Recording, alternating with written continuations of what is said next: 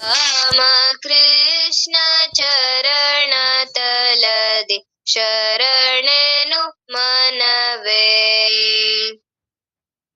ಸಕಲ ತೀರ್ಥ ಸಕಲ ಶಾಸ್ತ್ರ ಸಾರ ನೀನಹೇ.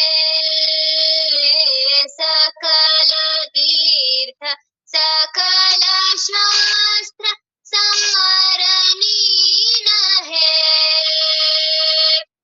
ನಿಖಿಲ ಭಕುತ ಹೃದಯ ಕಮಲ ತರಣಿ ನೀನಹೇ. ಎನ್ನುತ್ತ ಶರಣೆನು ಮನವೇ. ಶ್ರೀರಾಮ ಕೃಷ್ಣ ಚರಣ ತಲದಿ ಶರಣೆನು ಮನವೇ. ಪ್ರೇಮ ಭಕುತಿ ಕಲಿಯುಗದಲ್ಲಿ ತಾರಕ ಶಕುತಿ. ಪ್ರೇಮ ಭಕುತಿ ಕಲಿಯುಗದಲ್ಲಿ ತಾರಕ ಶಕುತಿ. ಪ್ರೇಮ ರೂಪ ಪ್ರೇಮಾನಂದ ಮಂಗಲ ಮೂರುತಿ. ಎನ್ನುತ್ತ ಶರಣೆನು ಮನವೇ. ಶ್ರೀರಾಮ ಕೃಷ್ಣ ಚರಣ ತಲದಿ ಶರಣೆನು ಮನವೇ. ದಕ್ಷಿಣೇಶ್ವರ ಲೀಲಾ ಕ್ಷೇತ್ರ ಪರಮ ಪವಿತ್ರ. ದಕ್ಷಿಣೇಶ್ವರ ಲೀಲಾ ಕ್ಷೇತ್ರ ಪರಮ ಪವಿತ್ರ. ಮುಮುಕ್ಷು ಜನರ ಮುದದಿ ಕರೆದೆ ನೀನೆ ಸುಮಿತ್ರ. ಎನ್ನುತ್ತ ಶರಣೆನು ಮನವೇ. ಶ್ರೀರಾಮ ಕೃಷ್ಣ ಚರಣ ತಲದಿ ಶರಣೆನು ಮನ. ಎಲ್ಲರಿಗೂ ನಮಸ್ಕಾರ. ಇಲ್ಲಿಯವರೆಗೆ ಶ್ರೀಮಾನ್ ನಿಜಗುಣ ಶಿವಯೋಗೀಶ್ವರರ ಕೈವಲ್ಯ ಪದ್ಧತಿ ಜ್ಞಾನ ಪ್ರತಿಪಾದನಾ ಸ್ಥಳ ಸೂತ್ರ 22. ನಾವರಿದೆವೆಂಬಿರಿ ನಿಜವನ್ನದು ನಿಮ್ಮ ಭಾವನೆಗೆ ಬಂದ ಪರಿಯನು ಹೇಳಿರಿ. 22ನೇ ಸೂತ್ರ ಇದ. ನಾವು ಈಗ ಆತ್ಮಜ್ಞಾನವನ್ನ ಯಾರು ರಾಮಕೃಷ್ಣ ಪರಮಹಂಸರು ಅನುಭವಿಸಿದ್ರು, ಯಾರು ವಿವೇಕಾನಂದರು ಅನುಭವಿಸಿದ್ರು, ಯಾರು ಸಿದ್ಧಾರೂಢರು ಅನುಭವಿಸಿದ್ರು, ಈಗ ಏನಿದ್ರಲ್ಲ ಶತಮಾನದ ಸಂತರು ಸಿದ್ದೇಶ್ವರ ಸ್ವಾಮೀಜಿಯವರು ಯಾವ ಆತ್ಮವಸ್ತುವನ್ನ ಅನುಭವಿಸಿದಾರೋ ಈಗ ನಾವು ಅದನ್ನ ಅನುಭವಿಸ್ಬೇಕಾಗಿದೆ. ಆ ಅನುಭವಿಸೋದಕ್ಕೆ ಈಗ ನಾವು ಹೊರಟಿರೋಂತಹ ಸಾಧಕರು. ಹಾಗಾಗಿ ನಮ್ಮ ಹೃದಯವು ಅದೇ ರೀತಿಯಾಗಿ ಶಿಷ್ಯನ ಹೃದಯ ಇರ್ಬೇಕು. ಶಿಷ್ಯನ ಹೃದಯ ಇದ್ರೆ ಆಗ ಈಗ ಏನ್ ಈ ಸೂತ್ರಗಳು ಪ್ರಾರಂಭ ಆಗಿದೆಯಲ್ಲ, ಜ್ಞಾನ ಪ್ರತಿಪಾದನದ ಸೂತ್ರ, ಅವುಗಳೆಲ್ಲ ಫಲ ಕೊಡಕ್ ಪ್ರಾರಂಭ ಆಗುತ್ತೆ. ಭೂಮಿ ತಯಾರಿದ್ರೆ ಹದ ಮಾಡಿ ಎಲ್ಲ ಮಾಡಿದ್ರೆ ಬೀಜ ಹಾಕಿದ್ರೆ ಬೇಗ ಫಲ ಕೊಡುತ್ತೆ. ಯಾಕೆ ನಮಗೆ ನಿಧಾನಕ್ಕೆ ಫಲ ಕೊಡುತ್ತೆ ಅಂದ್ರೆ ಭೂಮಿ ಇನ್ನೂ ಹದ ಆಗಿರೋದಿಲ್ಲ. ಹಾಗಾಗಿ ಶ್ರವಣಾದಿಗಳನ್ನ ಕೇಳ್ತಾ ಆ ಭೂಮಿ ತಯಾರಿಕೆ ಆಗತ್ತೆ. ಈಗ ಇವರು ಮೈತ್ರಾದೇವಿ ಎಂತಹ ಉತ್ತಮೋತ್ತಮರು ಈ ತರದೆಲ್ಲ ಕೇಳೋದು. ಗುರುಗಳ ಹತ್ರ ಅವರ ಪತಿ ನೋಡಿದ್ರೆ ಅವ್ರಿಗೆ ಅನಿಸ್ಲಿಲ್ಲ, ಅವ್ರ ಗುರುಗಳಂತ ಅನಿಸ್ತು. ಅಂತವ್ರ ಹತ್ರ ಇವ್ರು ಶಿಷ್ಯ ಆಗಿರೋ, ಈಗ ನಾನೀಗ ಶಿಷ್ಯ ಆಗಿದೀವಿ, ಈಗ ನಾನೀಗ ಆತ್ಮವಸ್ತುವನ್ನ ಅನುಭವಿಸ್ಬೇಕಾಗಿದೆ. ನಾನ್ ಆತ್ಮವಸ್ತುನೇ ಇದೀನಿ, ಆದ್ರೆ ನನ್ನ ಭಾನಕ್ಕಿಲ್ವಲ್ಲ. ಹಾಗಾಗಿ ಆ ಆತ್ಮವಸ್ತು ನೀನೇ ಇದೆ ಅಂತ ಗುರುಗಳು ಹೇಳ್ತಾ ಇದ್ದಾರೆ. ನನ್ನ ಅನುಭವಕ್ಕೆ ಅದು ಬರ್ಬೇಕು ಅಂದ್ರೆ ನನ್ನ ಅಂತಃಕರಣ ಯಾವ ರೀತಿ ಇರ್ಬೇಕು ಅನ್ನೋದನ್ನ ನಿಜಗುಣರು ಬಹಳ ಸುಂದರವಾಗಿ, ಉಪನಿಷತ್ತಿನಲ್ಲೂ ಇಷ್ಟು ಸುಂದರವಾಗಿ ಹೇಳಿಲ್ಲ, ಅಲ್ಲಿ ಬರೀ ಕೆಲವು ವಾಕ್ಯಗಳು ಅದನ್ನ ಬಹಳ ಸುಂದರವಾಗಿ ಮಾಡಿರೋದು ನಿಜಗುಣ ಶಿವ. ಅದಕ್ಕೆ ಅವರಿಗೆ ನಾವು ಕೋಟಿ ಧನ್ಯವಾದಗಳು ಹೇಳ್ಬೇಕು. ಯಾಕೆಂದ್ರೆ ಇಡೀ ಅವ್ರನ್ನ ನಮ್ ಕಣ್ಣೆದುರಿಗೆ ನಿಲ್ಲಿಸ್ತಾರೆ. ಮೈತ್ರಾದೇವಿ ಅಂದ್ರೆ ಶಿಷ್ಯ ಅಂದ್ರೆ ಹೇಗಿರ್ಬೇಕು, ಗುರುಗಳಂದ್ರೆ ಹೇಗಿರ್ಬೇಕು ಅನ್ನೋದನ್ನ ನಮ್ಮನ್ನ ಕನ್ನಡಿಯಾಗಿ ತೋರ್ಸೋದು. ಅವ್ರು ಹೇಗಿದ್ರಂತ ಮೈತ್ರಾದೇವಿ ಪರಮ ವಿರಕ್ತೆ. ಅವ್ರು ಎಷ್ಟು ಪರಮ ವಿರಕ್ತಿ ಅಂದ್ರೆ ಏನು ಅಲ್ಲ, ಬ್ರಹ್ಮಜ್ಞಾನ ಒಂದು ಬಿಟ್ಟು ಏನು ಬೇಡ ಅನ್ನೋದೊಂದೇ ಪರಮ ವಿರಕ್ತಿ. ಏನೋ ಅದನ್ ಬಿಟ್ವಿ ಅವೆಲ್ಲವೂ ಹೌದು, ಆದ್ರೆ ಎಲ್ಲದಕ್ಕಿಂತ ಅತ್ಯಂತ ಶ್ರೇಷ್ಠ ನಾನು ಆತ್ಮಜ್ಞಾನ ಪಡಿಬೇಕು ಅಂತ ಮನಸ್ಸು ಬರುತ್ತಲ್ಲ, ಅವರೇ ಪರಮ ವಿರಕ್ತರು. ಆ ಇಚ್ಛೆನೆ ಇನ್ನು ಬಾಕಿ ಎಲ್ಲಾ ಕಾರ್ಯವನ್ನು ಮಾಡ್ಸತ್ತೆ. ಅದಕ್ಕೆ ಇಂಥವ್ರು ಚಿಕ್ಕವರು ದೊಡ್ಡವರು ವಯಸ್ಸಾದವರು ಕಾಯಿಲೆಯವರು ಇದೇನೂ ಗೌಣ ಇಲ್ಲ. ಹೆಂಡತಿ ಮಕ್ಕಳು ಸನ್ಯಾಸಿ ಗೃಹಸ್ಥ ಯಾವುದೂ ಬರೋದಿಲ್ಲ. ಬರೀ ನಾನು ಆತ್ಮವಸ್ತುವನ್ನ ಅನುಭವಿಸ್ಬೇಕು ಆ ಬಯಕೆ ಇದೆಯಲ್ಲ, ಅದೇ ಅಂತ ಬಯಕೆ ಇದ್ರೆ ಸಾಕು. ಈಗ ಏನು ನಿಜಗುಣರು ಹೇಳ್ತಾರಲ್ಲ ಅದು ಫಲ ಕೊಡಕ್ ಪ್ರಾರಂಭ ಆಗತ್ತೆ. ಅಂತಹ ಪರಮ ವಿರಕ್ತೆ ತಾನುರು ಭಕ್ತಿ, ಆ ಗುರುವಿನಲ್ಲಿ ಭಕ್ತಿ. ಆ ಗುರುಗಳೇ ದೇವರು. ಆ ಆತ್ಮವಸ್ತುವನ್ನ ಅನುಭವಿಸಿದ್ದಾರೆ, ಅವರು ನನ್ನನ್ನ ಪಾರ್ ಮಾಡ್ತಾರೆ. ಅವ್ರನ್ನ ಬಿಟ್ಟಿನ್ ಯಾರು ನನಗೆ ಜಗತ್ತಲ್ಲಿ ಆಪ್ತಾರಲ್ಲ ಅಂತ ಯಾರಿಗ ಅನ್ಸುತ್ತೋ ಅವ್ರಿಗೆ ಆತ್ಮಜ್ಞಾನ ಬಹಳ ಸುಲಭ. ನಮಗೆ ಸ್ವಲ್ಪ ಮೊದಲು ವಿವೇಕಾನಂದರಿಗೂ ಸಹ ಮೊದಲು ರಾಮಕೃಷ್ಣ ಪರಮಹಂಸರೇ ನಮ್ಮ ಗುರುಗಳು ಅಲ್ಲ ಅಂತ ಅನ್ಸಿತ್ತು. ಇವ್ರು ಹೌದೋ ಅಲ್ವೋ ಆತ್ಮಜ್ಞಾನಿಗಳಲ್ಲ, ಇವರು ಏನೋ ಬುದ್ಧಿ ಭ್ರಮಣೆ ಆಗಿದೆ ತಾಯಿ ಅಂತಾರೆ ಅಂತ ದೊಡ್ಡವರಿಗೆ ಆ ರೀತಿ ಗುರುವಿನ ಬಗ್ಗೆ ಗುರುಗಳು ಅಂತ ಅನ್ಸೋದ್ ಬಹಳ ಕಷ್ಟ. ನಾವೆಲ್ಲಾ ಸುಮ್ನೆ ಬಾಯಿ ಮಾತಲ್ಲಿ ಹೇಳ್ತಿರ್ತೀವಿ ಗುರುಗಳಿಗೆ ನಾವೆಲ್ಲ ಅರ್ಪಿಸಿದೀವಿ, ಹಂಗೆ ಗುರುಗಳಿಗೆ ಅರ್ಪಿಸಿದವ್ರು ಗುರುಗಳೇ ಆಗಿರ್ತೀವಿ. ನಮ್ಮ ಅಪ್ಪವ್ರು ಅದನ್ನ ಸಿದ್ದೇಶ್ವರ ಸ್ವಾಮೀಜಿಯವ್ರು ಬಹಳ ಚೆನ್ನಾಗಿ ಹೇಳ್ತಿರು. ದೇವ್ರ ದರ್ಶನ ಬಂದ್ವಿ ದೇವ್ರ ದರ್ಶನ ಬಂದ್ವಿ. ದೇವ್ರ ದರ್ಶನ ಮಾಡಿದವ್ರು ಮಾಮೂಲಿ ಹೇಗ್ ಉಳಿಯಕ್ಕಾಗತ್ತೆ? ನಾವ್ ಯಾವ್ದೋ ಬೇರೆ ದರ್ಶನನ ದೇವ್ರ ದರ್ಶನ ಅನ್ಕೊಂಡಿರ್ತೀವಿ. ಹಾಗೆ ಈಗ ನಾನು ಆತ್ಮವಸ್ತುವನ್ನ ಅನುಭವಿಸ್ಬೇಕಾಗಿದೆ. ಆ ಗುರುಗಳೇ ನಮ್ಗೆಲ್ಲವೂ ಅತ್ಯಂತ. ಗುರು ವಚನವೇ ಶ್ರುತಿ ಗುರು ವಚನವೇ ಸ್ಮೃತಿ. ಅಷ್ಟು ಅವರಲ್ಲಿ ಶ್ರದ್ಧೆ. ಯಾರ್ಯಾರಲ್ಲೋ ಶಿವರಾಮ್ ಶಾಸ್ತ್ರಿಗಳು ಹೇಳ್ತಾರೆ, ಯಾರ್ಯಾರಲ್ಲೋ ಅದ್ರಲ್ಲಿ ದೇವ್ರಿದೆ ಇದ್ರಲ್ಲಿ ದೇವ್ರಿದೆ ಅದ್ರಲ್ಲೆಲ್ಲಾ ದೇವ್ರಿದೆ ಅಂತ ಒಪ್ಕೋತೀಯ, ನಾಗಪ್ಪನಲ್ಲಿದೆ ಅಲ್ಲಿದೆ ಇಲ್ಲಿದೆ. ಗುರುಗಳ ದೇವ್ರಲ್ವಾ ಅವ್ರ ಆತ್ಮವಸ್ತುವನ್ನ ಅನುಭವಿಸಿರೋದು. ಅವ್ರ ಮಾತಲ್ಲಿ ಸ್ವಲ್ಪ ವಿಶ್ವಾಸವನ್ನ ಇಡು. ಅದ ಪ್ರಾಣಿ ಪಕ್ಷಿಗಳಿಗಿಂತನೂ ಗುರುಗಳ ಕಡೆನಾ. ಅದನ್ನೆಲ್ಲ ನೀನು ಅವ್ರು ಅದನ್ನ ಮಾಡಿದ್ರೆ ಆ ವ್ರತ ಮಾಡಿದ್ರೆ ಅದನ್ ಮಾಡಿದ್ರೆ ನಾಗಪ್ಪನ್ ಮಾಡಿದ್ರೆ ಇವ್ರನ್ ಎಲ್ಲಾ ಉದ್ಧಾರ ಆಗ್ತೀನಿ ಅಂತೀಯ. ಸ್ವಯಂ ದೇವರೇ ಇದ್ದಂತಹ ಗುರುಗಳ ಮಾತಲ್ಲಿ ಯಾಕೆ ವಿಶ್ವಾಸ ಇಡಲ್ಲ? ಅದನ್ನ ಬಹಳ ಚೆನ್ನಾಗಿ ಶಿವರಾಮ್ ಶಾಸ್ತ್ರಿಗಳೆಲ್ಲ ಚೆನ್ನಾಗ್ ಬೈತಾರೆ. ಹಾಗಾಗಿ ನಾ ಸಾಧಕ ಆಗಿರೋನು ಹೇಗಿರ್ಬೇಕು? ಪರಮಾತಾನೆಂಬುದ ಅರಿಯಬೇಕು. ಅದನ್ನ ಅರಿಯೋದಿಕ್ಕೆ ಬದುಕ್ ಬಂದಿರೋದು. ಪರಮಾತಾನ್ ಅಂದ್ರೆ ನಾನು ಬ್ರಹ್ಮ ವಸ್ತುವೇ. ಪರಮಾತಾನೆಂಬುದನ್ನ ಅರಿಯಬೇಕು. ಅದನ್ನ ಅರಿಯಬೇಕಾದರೆ ಗುರು ಬೇಕು. ಗುರುಗಳು ಬೇಕೇ ಬೇಕು. ಗುರು ದೊರೆಯಲಾತನ ಚರಣದೊಳಗೆ ತನ್ನ ಶಿರವನ್ನು ಮರೆಸಾದಿಟ್ಟಿರಬೇಕು. ಇನ್ ಬಾಕಿ ಇನ್ನೇನು ಇರಬಾರ್ದು. ಆಗಲಿರುಳು ಜ್ಞಾನ ಚಿಂತನ ಗುರು ಭಕ್ತಿ. ಇವೆರಡು ಯಾರು ನಿತ್ಯ ಪ್ರತಿನಿತ್ಯ ಮಾಡ್ತಾರೆ ಆತ್ಮಜ್ಞಾನ ಯಾಕಾಗೋದಿಲ್ಲ ನೋಡೋಣ. ನಾವ್ ಹಂಗ್ ಮಾಡೋದಿಲ್ಲ. ನಾವು ಅದನ್ನ ಪಾರ್ಟ್ ಟೈಮ್ ಮಾಡ್ಕೊಂಡಿರ್ತೀವಿ ಅಧ್ಯಾತ್ಮನ. ಇಷ್ಟು ಗಂಟೆಯಿಂದ ಇಷ್ಟು ಗಂಟೆ ಕೇಳಿದ್ರೆ ಮುಗೀತು. ಇನ್ ಮಾಮೂಲಿ ನಮ್ ಜೀವನ ಅದು ಬೆಳಗ್ಗೆ ಮೀಸಲಾಗಿ ಇಟ್ವ 1 ಗಂಟೆ ಟೈಮ್ ಹೋಗ್ ಬಂದ್ವಲ್ಲ ಈ ಆಫೀಸ್ಗೆ ಇವುಗಳಿಗೆಲ್ಲ ಅಲ್ಲಿ 6-7 ಗಂಟೆ ಟೈಮ್ ಆದ್ರೂ ಕೊಡ್ತೀವಿ. ಅಧ್ಯಾತ್ಮ ಆಗಲ್ಲ ನಮ್ಗೆ ಪಾರ್ಟ್ ಟೈಮ್.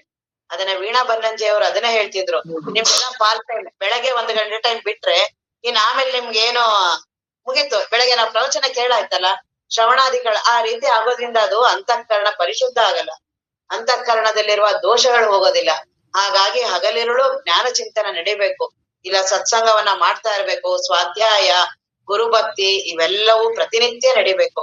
ಇಲ್ಲ ಅಂದ್ರೆ ಆ ಮಾಯೆ ಬಹಳ ತೀವ್ರವಾಗಿದೆ. ಮಾಯೆ ಅಂದ್ರೆ ಏನೂ ಅಲ್ಲ, ನನ್ನ ಮನಸ್ಸಿನಲ್ಲಿರುವ ವಾಸನೆಗಳೇ. ಅವುಗಳನ್ನೆಲ್ಲ ವಿಪರೀತವಾಗಿ ಪ್ರಪಂಚದ ವಾಸನೆಗಳನ್ನ ತೀವ್ರವಾಗಿ ಮಾಡಿ ಮಾಡಿ ಮಾಡಿ ಈ ಜ್ಞಾನ ಚಿಂತನ ಬರ್ದೇ ಇರೋ ಮಾಡುತ್ತೆ. ಹಾಗಾಗಿ ಜ್ಞಾನ ಚಿಂತನ ಎಲ್ಲ ಬರ್ಬೇಕು ಅಂದ್ರೆ ಸತ್ಸಂಗವನ್ನ ಮಾಡ್ಬೇಕು. ಈ ರೀತಿಯಾದ ಆ ಶಿಷ್ಯತ್ವದ ಹೃದಯ ಯಾವಾಗ್ಲೂ ಕಾಪಾಡ್ಕೋಬೇಕು. ನನಗೇ ಆದ ಒಂದು ಬೇಲೆ ನಾನು ಹಾಕೊಳ್ಳೇಬೇಕು. ಶಿಷ್ಯ ಆಗಿರೋನು ಈಗ ಎಲ್ಲಾ ಸಾಧಕರು ಲೋಕದಲ್ಲಿ ಸಂಗೀತವನ್ನ ಅಭ್ಯಾಸ ಮಾಡೋರಿರ್ಲಿ, ಯಾವ್ದಾರು ಆಟಗಾರರಾಗ್ಲಿ, ಯಾವುದೇ ಕ್ಷೇತ್ರವನ್ನೇ ಆಗ್ಲಿ, ಒಂದು ಚಿತ್ರಕಲೆ ಇರ್ಲಿ, ಅವರೆಲ್ಲರೂ ಅವರ ದಿನದ ಒಂದು 18-20 ಗಂಟೆ ಸಾಧನೆ ಮಾಡಿದ್ದಾರೆ. ಅದನ್ನ ನಾನು ಹೇಳ್ತಿರ್ತೀನಿ ಯಾವಾಗ್ಲೂ. MS ಸುಬ್ಬಲಕ್ಷ್ಮಿ ಅವರಾಗ್ಲಿ, ಅವರು ಸಂಗೀತವನ್ನ ಒಂದು ಸಂಗೀತ ಅವರಿಗೆ ಯಾವ್ದೋ ಒಂದು ರಾಗ ಮೈಗೂಡ್ಬೇಕು ಅಂದ್ರೆ ಅದನ್ನ ತಪಸ್ಸಾಗಿ ಮಾಡ್ತಾರೆ ಅವರು. ಅದಕ್ಕಾಗಿ ಅವರು ಅದಕ್ಕೆ ಏನೇನ್ ಪಥ್ಯ ಮಾಡ್ಬೇಕು ಅದನ್ನೆಲ್ಲ ಮಾಡ್ತಾರೆ. ಯಾಕೆಂದ್ರೆ ಸಂಗೀತಕ್ಕೆ ಇಂಥ ನೀರ್ ಕುಡಿಬಾರ್ದು, ಈಗ ಕುಡಿಬಾರ್ದು, ಇಂಥ ಎಣ್ಣೆ ತಿನ್ಬಾರ್ದು, ಈಗ ಮಾಡ್ಬಾರ್ದು, ಬಹಳ ಕಟ್ಟುನಿಟ್ಟು. ಏನ್ ಹೊಟ್ಟೆ ತುಂಬಾ ತಿಂದು ಏನ್ ಬೇಕಾದ್ರೂ ತಿಂದ್ರು ಸಂಗೀತ ಮೈಗೂಡುತ್ತಾ? ಅದಕ್ಕೆ ಅವ್ರು ಬಹಳ ಪಥ್ಯವನ್ನ ಮಾಡ್ತಾರೆ. ಮಾಡಿ ಮತ್ತೆ ಅವ್ರು ಏನು ಕಚೇರಿಗೆ ಹೋಗೋದಕ್ಕಿಂತ ಮೊದಲು ದೇವರ ಮನೆಯಲ್ಲಿ ಕೂತು ದೇವರಿಗೆ ಅದನ್ನ ಅರ್ಪಿಸಿ ಮಧ್ಯಾಹ್ನದವರೆಗೂ, ಸಾಯಂಕಾಲ ಕಚೇರಿ ಇರುತ್ತೆ, ಬೆಳಗ್ಗೆಯಿಂದ ಮಧ್ಯಾಹ್ನದವರೆಗೂ ಯಾರ ಜೊತೆನೂ ಮಾತಿಲ್ಲ. ಎಲ್ಲಾರ ಜೊತೆನೂ 24 ಗಂಟೆ ಏನು 24 ಗಂಟೆ ಮಾತಾಡೋರಿಗೆಲ್ಲಾರ್ಗು ಮನಸ್ಸು ಹೆಂಗ್ ಏಕಾಗ್ರತೆ ಬರುತ್ತೆ? ವಿಪರೀತ ಮಾತು ಯಾರು ಮಾತಾಡ್ತಿರ್ತಾರೆ. ನೆನ್ನೆ ಅಪ್ಪವ್ರದ್ದು ಮೌನ ಅನ್ನೋದ್ರಲ್ಲಿ ಓದ್ತಾ ಇದ್ವಿ, ಅದನ್ನ ಹೇಳಿದ್ರು ಅವರು. ಯಾರ ಮನಸ್ಸು ವಿಪರೀತ ಮಾತಾಡತ್ತಲ್ಲ ಅವ್ರು ಬಹಳ ದುಃಖಿಗಳಿರ್ತಾರೆ, ದುಃಖಿಗಳಾಗ್ತಿವಿ, ಚಂಚಲವಾಗಿ ಇರುತ್ತಲ್ಲ. ನಾವ್ ಬಹಳ ಅನ್ಕೋತೀವಿ, ಏನ್ ಎಷ್ಟ್ ಚೆನ್ನಾಗ್ ಮಾತಾಡ್ದೆ ಗೊತ್ತಾ ನಾನು, ಅವ್ರೆಲ್ಲರಿಗೂನು ಹಂಗೆ ಅವ್ರ ಮಾತು ಕೊಟ್ಟು ಬಹಳ ನಾನು ಇದ್ ಮಾಡಿದೆ. ಅವ್ನ್ ದುಃಖಿ ಆಗ್ತಾನೆ ಅಂತ ಗೊತ್ತಿಲ್ಲ. ಎಷ್ಟು ಮಾತನ್ನ ಕಡಿಮೆ ಮಾತಾಡ್ತೀವಿ, ಎಷ್ಟು ಮೌನ ಆಗ್ತೀವಿ, ಮನಸ್ಸಿಗೆ ಶಕ್ತಿ ಪ್ರಾರಂಭ ಆಗುತ್ತೆ. ಮನಸ್ಸಿಗೆ ಒಂದು ಅಪೂರ್ವತ ಬರುತ್ತೆ, ಒಂದು ತಣ್ಣಗಾಗತ್ತೆ ಮನಸ್ಸು. ಆಗ ಈ ಜ್ಞಾನ ಚಿಂತನೆ ಎಲ್ಲ ಮೈಗೂಡುತ್ತೆ. ಹಾಗೆ ಅವರು ಏಕಾಂತವನ್ನ ಮಾಡಿ ಬೆಳಗ್ಗೆಯಿಂದ ಮಧ್ಯಾಹ್ನದವರೆಗೂ ಅದನ್ನ ಆಲಾಪನೆಯನ್ನ ಮಾಡೋದು, ಯಾವಾಗ್ಲೂ ಮಾಡ್ತಿರ್ತಾರ ಅವ್ರು ಅದನ್ನ. ಒಂದೇ ರಾಗನ ಆಡೋದು ಮಾಡಿ ಮಾಡಿ ಮಧ್ಯಾಹ್ನದವರೆಗೂ ಆ ದೇವ್ರ ಮನೆ ಬಿಟ್ಟು ಅವ್ರು ಆಚೆ ಹೋಗ್ತಿರಲ್ಲ. ಆಮೇಲೆ ಸಾಯಂಕಾಲ ಹೋಗೋದು. ಹಾಗಾಗಿ ಅವ್ರಿಗೆ ಸಂಗೀತ ಒಲಿಯುತ್ತೆ, ಸರಸ್ವತಿ ಒಲಿತಾರಾಗ. ಅಷ್ಟೆಲ್ಲಾ ಮಾಡಿದ್ಮೇಲೆ ಯಾವ್ದೋ ಒಂದೇ ಒಂದು ರಾಗ ಅವರಿಗೆ ಒಲಿಯೋದು. ಒಂದು ರಾಗಕ್ಕೆ ಯಾವ್ದೋ ಒಂದು ರಾಗ ಅವರಿಗೆ ಪ್ರಕಟ ಆಗತ್ತೆ. ಹಾಗಾಗಿ ಅವ್ರು ಅಷ್ಟು ಜಗತ್ ಪ್ರಸಿದ್ಧ ಆಗ್ತಾರೆ. ಭೀಮಸೇನ್ ಜೋಶಿ ಅವರಾಗ್ಲಿ, ಗುರುಗಳ ಹತ್ರ ಅವರು ಹಾಗೆ ಬಹಳ ಕಠಿಣ ಅವಾಗಿನ ಕಾಲದಲ್ಲಿ ಗುರುಕುಲದಲ್ಲೆಲ್ಲ ಇರೋದು. ಗುರುವಿನ ಸಾಮೀಪ್ಯದಲ್ಲಿ ಒಂದು ಅವ್ರು ಏನಾರು ಕಲಿಬೇಕು ಅಂದ್ರೆ ಗುರುಗಳು ಬಹಳ ಕಠಿಣವಾದ ಸಾಧನೆಗಳನ್ನ ಕೊಡ್ತಿದ್ರು. ಅಲ್ಲೆಲ್ಲಿ ಮಲ್ಗಕ್ಕಿಲ್ಲ, ಊಟದ್ದಾಗ್ಲಿ ಅಲ್ಲೆಲ್ಲಾ ಸೇವೆ ಮಾಡ್ಕೊಂಡು ಎಲ್ಲಾ ಮಾಡಿ ಜೊತೆಗೆ ಇದನ್ನ ಅಭ್ಯಾಸ ಮಾಡ್ಬೇಕು. ಈ ಸಂಗೀತವನ್ನ ಅವ್ರು 2 ಕೊಡದಲ್ಲಿ ನೀರನ್ನ ಒತ್ಕೊಂಡು ಅಲ್ಲೆಲ್ಲಿಂದ ಬಹಳ ಜ್ವರ ಬಂದು ಪ್ರಜ್ಞೆ ತಪ್ಪಿ ಬಿದ್ದೋಗಿರ್ತಾರೆ ಇಷ್ಟೊಂದ್ಸಲಿ. ಆದ್ರೂ ಅವ್ರ ಗುರುಗಳೇನೋ ಅವ್ರ ಕಡೆ ಲಕ್ಷ್ಯ ಕೊಡಲ್ಲ, ಗೊತ್ತಿರುತ್ತೆ ಅವ್ರಿಗೆ ಯಾವ ರೀತಿ ತಯಾರು ಮಾಡ್ಬೇಕಂತ. ಅಂತ ಸಾಧನೆಯನ್ನ ಮಾಡಿ ಅವರನ್ನ ಮೈಗೂಡಿಸ್ಕೋತಾರೆ. ನಾವು ಆತ್ಮಜ್ಞಾನವನ್ನ ಪಡಿಬೇಕಾಗಿದೆ, ಆತ್ಮವಸ್ತುವನ್ನ ಅನುಭವಿಸ್ಬೇಕಾಗಿದೆ. ನಮ್ಮ ಬದುಕು ಎಷ್ಟು ಪವಿತ್ರವಾಗಿರ್ಬೇಕು, ನಮ್ಮನ್ನ ನೋಡಿದ್ರೆ ಎಲ್ಲರಿಗೂ ಖುಷಿ ಆಗ್ಬೇಕು. ನಮ್ಮನೆಯವ್ರೇ ನಮ್ಮನ್ನ ನೋಡಿ ನಮ್ಮನ್ನ ಯಾಕಾರೋ ಇದಾರೋ ಅನ್ನಂಗೆ ನಾವ್ ಬದುಕಿದ್ರೆ ನಾವ್ ದೇವ್ರ ಇನ್ನೇಗ್ ಬರ್ತಾನೆ? ಮನೆಯವ್ರ ಜೊತೆನೆ ನಾವ್ ಚೆನ್ನಾಗ್ ಬದುಕಿಲ್ಲ, ದೇವ್ರ ಅದೇ ಅಂತ ಮೊದ್ಲು ನಿನ್ ಜೊತೆಯವ್ರು ಇದ್ದಾರ ಅವ್ರ ಜೊತೆನೆ ಮೊದ್ಲು ಚೆನ್ನಾಗ್ ಬದುಕು, ಆಮೇಲೆ ದೇವ್ರಿವ್ರು ಬರೋದಿದೆ. ಹಾಗಾಗಿ ಸಾಧಕ ಒಳ್ಳೆಯ ಬದುಕನ್ನ ಬದುಕ್ಬೇಕು. ಆ ಜೀವನವನ್ನ ದೇವರ ಬದುಕಾಗಿ ಮಾಡ್ಬೇಕು. ಕಣ್ಣು, ಕಿವಿ, ಮಾತುಗಳು ಎಲ್ಲವೂ ಹಿತಮಿತವಾಗಿ ಬಳಸಿ, ದೇವನಿಗಾಗಿ ಬಳಸಿ, ದೇವ ಚಿಂತನೆಗಾಗಿ ಬಳಸಿದ್ರೆ ಆತ್ಮಜ್ಞಾನ ಬಹಳ ಸುಲಭ ಆಗತ್ತೆ. ಅದನ್ನ ನಾವ್ ವಿಪರೀತವಾಗಿ ಲೌಕಿಕವಾಗಿ ಬಳಸಿದ್ರೆ ಏನಿಲ್ಲ, ವಿಪರೀತ ವಾಸನೆಗಳು ಬೆಳೆದು ದುಃಖಿ ಆಗ್ತೀನಿ. ಕೊನೆಯ ಕಾಲದಲ್ಲಂತೂ ವಿಪರೀತ ದುಃಖಿ, ಯಾರೂ ಸಮೀಪ ಬರಲ್ಲ. ವಯಸ್ಸಾಗಿರತ್ತೆ, ಆ ವಾಸನೆಗಳೆದ್ದು ಕಾಡ್ತಾ ಇರತ್ತೆ. ದೇಹ ನಮಗೆ ಸಹಾಯ ಮಾಡಲ್ಲ, ಮನಸ್ಸು ಸಹಾಯ ಮಾಡಲ್ಲ, ಸುತ್ತಮುತ್ತ ಇರೋರು ಮಾಡಲ್ಲ. ಬಹಳ ದುಃಖಿ ಆಗ್ತೀನಿ. ಈಗೆಲ್ಲವೂ ಚೆನ್ನಾಗಿದ್ದಾಗ, ಯಾವೆಲ್ಲವೂ ಸಶಕ್ತ ಇದ್ದಾಗ ದೇವನ ಚಿಂತನೆಗಾಗಿ ಬಳಸೋದು. ಈಗೇನು ನಿಜಗುಣರೆಲ್ಲ ಹೇಳ್ತಿದಾರಲ್ಲ, ಇದಕ್ಕಾಗಿ ಬಳಸ್ಬೇಕು, ಆ ಜ್ಞಾನ ಚಿಂತನೆಗಾಗಿ. ಆ ರೀತಿ ಬೆಳೆಸಿದ್ರೆ ಆಗ ನನಗೆ ಶಿಷ್ಯತ್ವ ಬರುತ್ತೆ. ಏನು ಪೂಜ್ಯ ಸಿದ್ದೇಶ್ವರ ಸ್ವಾಮೀಜಿಯವರ ಗುರುಗಳು ಮಲ್ಲಿಕಾರ್ಜುನ ಅಪ್ಪವರು ಸಹ ಅವ್ರು ಏನು ಸಾಮಾನ್ಯದವರಲ್ಲ, ಅವರೆಲ್ಲರೂ ಅವತಾರಿ ಪುರುಷರು. ಅವ್ರಿಗೆ ಏನೂ ಬೇಕಾಗಿಲ್ಲ. ಅಂತವ್ರು ಸಹ ಏನು ಶಿವಾನಂದರ ಗುರುಗಳ ಹತ್ರ ಏನು ಕಠಿಣವಾಗಿ ಅಲ್ಲಿ ಏನ್ ನಮ್ಮಂಗೆ ವೈಭೋಗದ ಮಧ್ಯದಲ್ಲಿದ್ರ ಬಹಳ ಕಠಿಣ. ಮನೆ ಬಿಟ್ಟು ಚಿಕ್ಕ ವಯಸ್ಸಲ್ಲಿ ಬರೋದು ಅಂದ್ರೆ ನಾವು ಪ್ರವಚನ ಬರಕ್ಕೆ ತಯಾರಿಯಾಗಿ, ಚಳಿ ಇದ್ರೆ ಸ್ವೆಟ್ರು, ಸ್ಕಾರ್ಫು ಎಲ್ಲಾ ರೆಡಿ ಮಾಡ್ಕೊಂಡು ಎಲ್ಲಾ ನಮ್ಗೆ ಅನುಕೂಲ ಇರ್ಬೇಕು. ಯಾರು ಆ ಟೈಮ್ ಮನೆ ಬರ್ಬಾರ್ದು, ಎಚ್ಚರ ಆಗ್ಬೇಕು, ನೀರ್ ಸರಿ ಇರ್ಬೇಕು, ಅದಿರ್ಬಾರ್ದು, ಕರೆಂಟ್ ಇಲ್ಲ. ನಾವು ಸಾಧಕರಾಗ್ತೀವಿ ಅವ್ರದ್ದು. ಅದಕ್ಕೆ ಮಹಾತ್ಮರ ಚರಿತ್ರೆನ ಓದ್ಬೇಕು. ಅಕ್ಕ ಮಹಾದೇವಿಯವರಾಗ್ಲಿ, ಶಂಕರಾಚಾರ್ಯರಾಗ್ಲಿ, ಸಿದ್ಧಾರೂಢರು 5 ವರ್ಷಕ್ಕೆ ಅವ್ರಿಗೆ ಮನೆ ಬಿಡ್ಬೇಕು ಅಂತ ಅನ್ಸತ್ತಲ್ಲ, ಹೇಗಿರ್ಬೋದು ಆ ಸತ್ಯದ ಬಯಕೆ, ತೀವ್ರವಾದ ಬಯಕೆ? ಆ ರೀತಿ ನಾ ಮಹಾತ್ಮರನ್ನ ಬೇಡ್ಕೋಬೇಕು, ಅವರಲ್ಲೇ ಕೇಳ್ಕೋಬೇಕು. ಅಂತ ಮಹಾತ್ಮರ ಅನುಗ್ರಹದಿಂದ ಮಾತ್ರ ಸತ್ಯದ ಬಯಕೆ ಬರೋದು. ಸುಮ್ನೆ ಲೋಕದವ್ರ ಜೊತೆ ಎಲ್ಲ ಲೋಕದವ್ರ ಹತ್ರ ಬರುತ್ತ ಅದು. ಲೋಕದವ್ರ ಹತ್ರ ಸೇರ್ದಷ್ಟುನು ಅದು ಕಡಿಮೆ ಆಗತ್ತೆ. ಎಷ್ಟು ಹೊರಗಣ ಚಿಂತೆಯ, ಎಷ್ಟು ನೀನ್ ಅವ್ರ ಜೊತೆ ಸೇರ್ತೀಯ, ಎಷ್ಟು ಮೇಲೆ ನೀನ್ ಹತ್ತಿರ್ತೀರ, ಒಂದು ಕ್ಷಣಕ್ಕೆ ಇಳಿತ್ಯ. ಬೆಟ್ಟದ ಮೇಲೆ ಹತ್ತೋದು ಬಹಳ ಕಷ್ಟ, ಮೇಲಿಂದ ಜಾರೋದು ಎಷ್ಟೊತ್ತು ಬೇಕು. ಹಾಗೆ ನೀನು ಪ್ರಪಂಚದ ವಿಷಯಗಳನ್ನ, ಈ ಮೊಬೈಲ್ ಇದೆಯಲ್ಲ, ಅದ್ ಇಡೀ ಎಲ್ಲಾ ಇಂದ್ರಿಯಗಳನ್ನು ಪ್ರಚೋದನೆಗೊಳಿಸುತ್ತೆ. ಅದು ಯಾವ್ದಾವ್ದೋ ರೂಪದಲ್ಲಿ ಸುಮ್ನೆ ಅಂತಿರುತ್ತೆ, ನಾನ್ ಇದ್ರಲ್ಲೂ ದೇವ್ರನ್ನೇ ನೋಡ್ತೀನಿ, ಇದ್ರಲ್ಲೂ ಸತ್ಸಂಗನೇ ಕೇಳ್ತೀನಿ. ಅವೆಲ್ಲವೂ ಎಲ್ಲಾ ವಿಷಯ ಚಿಂತನೆಗಳೇ ಅವುಗಳನ್ನೆಲ್ಲ. ಹಾಗಾಗಿ ಅವುಗಳನ್ನೆಲ್ಲ ಕಡಿಮೆ ಮಾಡ್ಬೇಕು. ಕಡಿಮೆ ಮಾಡಿ, ಯಾವಾಗ ಕಡಿಮೆ ಮಾಡ್ತೀವಿ ಮನಸ್ಸಿಗೆ ಒಂದು ಸಾಮರ್ಥ್ಯ ಬರುತ್ತೆ, ಒಂದು ಏಕಾಗ್ರತೆ ಬರುತ್ತೆ. ಆಗ ಇವ್ರು ಏನ್ ಹೇಳ್ತಿದಾರಲ್ಲ ತಿಳುವಳಿಕೆ ಆಗೋದಿಲ್ಲ, ಅನುಭವ ಬರಕ್ ಪ್ರಾರಂಭ ಆಗತ್ತೆ. ಇವೆಲ್ಲಾ ಗ್ರಂಥಗಳ ಮುಖ್ಯ ಲಕ್ಷ್ಯ ಇರೋದು ಇವುಗಳನ್ನ ನಮ್ ಬಾಹೇಟ್ ಮಾಡಿ ಪಾಂಡಿತ್ಯವನ್ನ ಗಳಿಸಿ ಏನೋ ಒಂದು ಯಾರಿಗೋ ಹೇಳೋದು ಮಾಡೋದಕ್ಕಲ್ಲ. ಅದೆಲ್ಲಾ ನನ್ನ ಅನುಭವವನ್ನ ಹೇಳ್ತಾ ಇರೋದು. ನನ್ನ ಅನುಭವ ನನಗೇ ಬರ್ಬೇಕು ಅಂದ್ರೆ ನನ್ನ ಮನಸ್ಸು ಸ್ವಲ್ಪ ಸೌಮ್ಯ ಆಗ್ಬೇಕು. ವಿಪರೀತವಾಗಿ ಅದು ಬಹಳವಾಗಿ ಚಂಚಲವಾಗಿದ್ರೆ ಇದು ಅನುಭವಕ್ಕೆ ಬರೋದಿಲ್ಲ. ಆ ರೀತಿಯಾಗಿ ಮೈತ್ರಾದೇವಿ ಇದ್ರು. ಆ ರೀತಿ ಮೈತ್ರಾದೇವಿ ಕೇಳ್ತಾ, ನನಗೆ ಇನ್ನೇನೂ ಬೇಡ, ನನಗೆ ಬ್ರಹ್ಮಜ್ಞಾನ ಒಂದೇ ಬೇಕು ಅಂತ. ಮಹಾತ್ಮರಿಗೆ ಎಷ್ಟು ಖುಷಿ ಆಗಲ್ಲ. ಗುರುಗಳಿಗೆ ಅಂತ ಶಿಷ್ಯರನ್ನೇ ಕಾಯ್ತಾ ಇರ್ತಾರೆ. ಕರುಣಾರಸದ ಕೋಡಿವರಿವ ಕಟಾಕ್ಷದ ಯಾವಾಗ್ಲೂ ಅವ್ರು ಅದನ್ನೇ ಕಾಯ್ತಿರ್ತಾರೆ. ಬುದ್ಧ ಮಹಾತ್ಮಂದು ಅದನ್ನ ಯಾವಾಗ್ಲೂ ಹೇಳ್ತಿರ್ತಾರೆ. ಬುದ್ಧ ಮಹಾತ್ಮ ಪ್ರವಚನ ಎಲ್ಲಾ ಮುಗಿದಿರುತ್ತೆ ಎಲ್ಲ ಅವರು ಹೊರಗಿನ ಬಯಲಲ್ಲೇ ಇರ್ತಾರೆ. ಎಲ್ಲಿ ಬುದ್ಧ ಮಹಾತ್ಮ ಬರ್ತಾರೋ ಅಲ್ಲೆಲ್ಲಾ ಆತ್ಮದ ಏನು ತಾನೇ ಸುವಾಸನೆ ಎಲ್ಲಾ ಬುದ್ಧಂ ಶರಣಂ ಇಡೀ ಊರೂರೇ ಅವ್ರ ಹಿಂದೆ. ಅಷ್ಟು ಅವರ ಸಾಮರ್ಥ್ಯ, ಅಷ್ಟು ಅವರ ಪ್ರಭುತ್ವ, ಅಷ್ಟು ಅವರ ಇದು. ನಮ್ಮ ಅಪ್ಪವರೇ ಇದ್ರಲ್ಲ ಆಗನವ್ರದೇನೆ. ಈಗ ನಮ್ಮ ಅಪ್ಪವರೇ ಯಾವ್ದಾದ್ರು ಊರಿಗೆ ಬರ್ತಾರೆ ಅಂದ್ರ ಇಡೀ ಊರೇ ಎಷ್ಟು ಚೈತನ್ಯಮಯ ಆಗ್ತಿತ್ತು. ಹಾಗೆ ಆ ಬುದ್ಧನೂ ಹಾಗೇನೆ. ಅವರು ಊರಿಂದ ಆಚೆ ಯಾವಾಗ್ಲೂ ಬರ್ತಿರ್ಲಿಲ್ಲ, ಅವ್ರ ಊರೊಳಗೆ ಆಚೆನೆ. ಆಗ ಅವ್ರು ಅಲ್ಲಿ ಏನ್ ಪ್ರವಚನ ಮಾಡಿ ಎಲ್ಲಾ ಮುಗಿದ ಮೇಲೆ ಪುನಃ ಹಾಗೆ ಕೂತೇ ಇರ್ತಿದ್ರಂತೆ ಎಲ್ಲಾರು ಬಂದು ಹೋದ್ಮೇಲೂ. ಆಗ ಅವರ ಶಿಷ್ಯ ಆನಂದ ಕೇಳ್ತಿದ್ರಂತೆ, ಎಲ್ಲಾ ಮುಗಿತಲ್ಲ ಪ್ರವಚನ, ಯಾಕೆ ಇನ್ನೂ ಕೂತಿದ್ರಂತ. ಇನ್ನು ಯಾರು ಬರ್ತಾರೆ ಅದಕ್ಕೆ ಕಾಯ್ತಿದ್ದೀನಿ ಅಂತ. ಹಾಗೆ ಅವರು ದೇಹ ಬಿಡ್ಬೇಕಾದ್ರೆ ಅವರಿಗೆ 80-90 ವರ್ಷ ಆಗಿತ್ತು. ಬಹಳ ಇನ್ನೇನು ದೇಹ ಬಿಡ್ತಾರೆ. ಎಲ್ಲಾರು ಅವರ ಸಮೀಪದವರ ಶಿಷ್ಯರು ಎಲ್ಲಾರು ಅವ್ರ ಸುತ್ತಮುತ್ತ ನಿಂತಿದ್ದಾರೆ. ಇಡೀ ಊರವರು, ರಾಜರು, ಅವ್ರು ಇವ್ರು ಎಲ್ಲಾ ನಿಂತಿದ್ದಾರೆ. ಇನ್ನೇನ್ ದೇಹ ಬಿಡ್ಬೇಕು. ಒಬ್ಬ ವಯಸ್ಸಾಗಿದೆ ಒಬ್ಬ ಮನುಷ್ಯನಿಗೆ, ಒಬ್ಬ ವೃದ್ಧ ವ್ಯಕ್ತಿ. ಅವರಿಗೆ ಬುದ್ಧನನ್ನ ನೋಡ್ಬೇಕಂತ ಬಹಳ ಇತ್ತ ತೀವ್ರವಾದ ಬಯಕೆ. ಆದ್ರೆ ಬದುಕಿನಲ್ಲಿ ಸಿಕ್ಕಿಲ್ಲ, ಅವ್ರಿಗೆ ಅಲ್ಲಿ ಭೇಟಿ ಆಗಕ್ಕಾಗಿಲ್ಲ. ಆದ್ರೂನು ನಾನು ಕೊನೆಗೆ ಈಗ ಅವ್ರಿಗೆ ಸುದ್ದಿ ತಲುಪಿದೆ, ಆ ಮುದುಕನಿಗೆ ಬುದ್ಧ ಮಹಾತ್ಮ ದೇಹ ಬಿಡ್ತಿದ್ದಾರೆ ಅಂತ.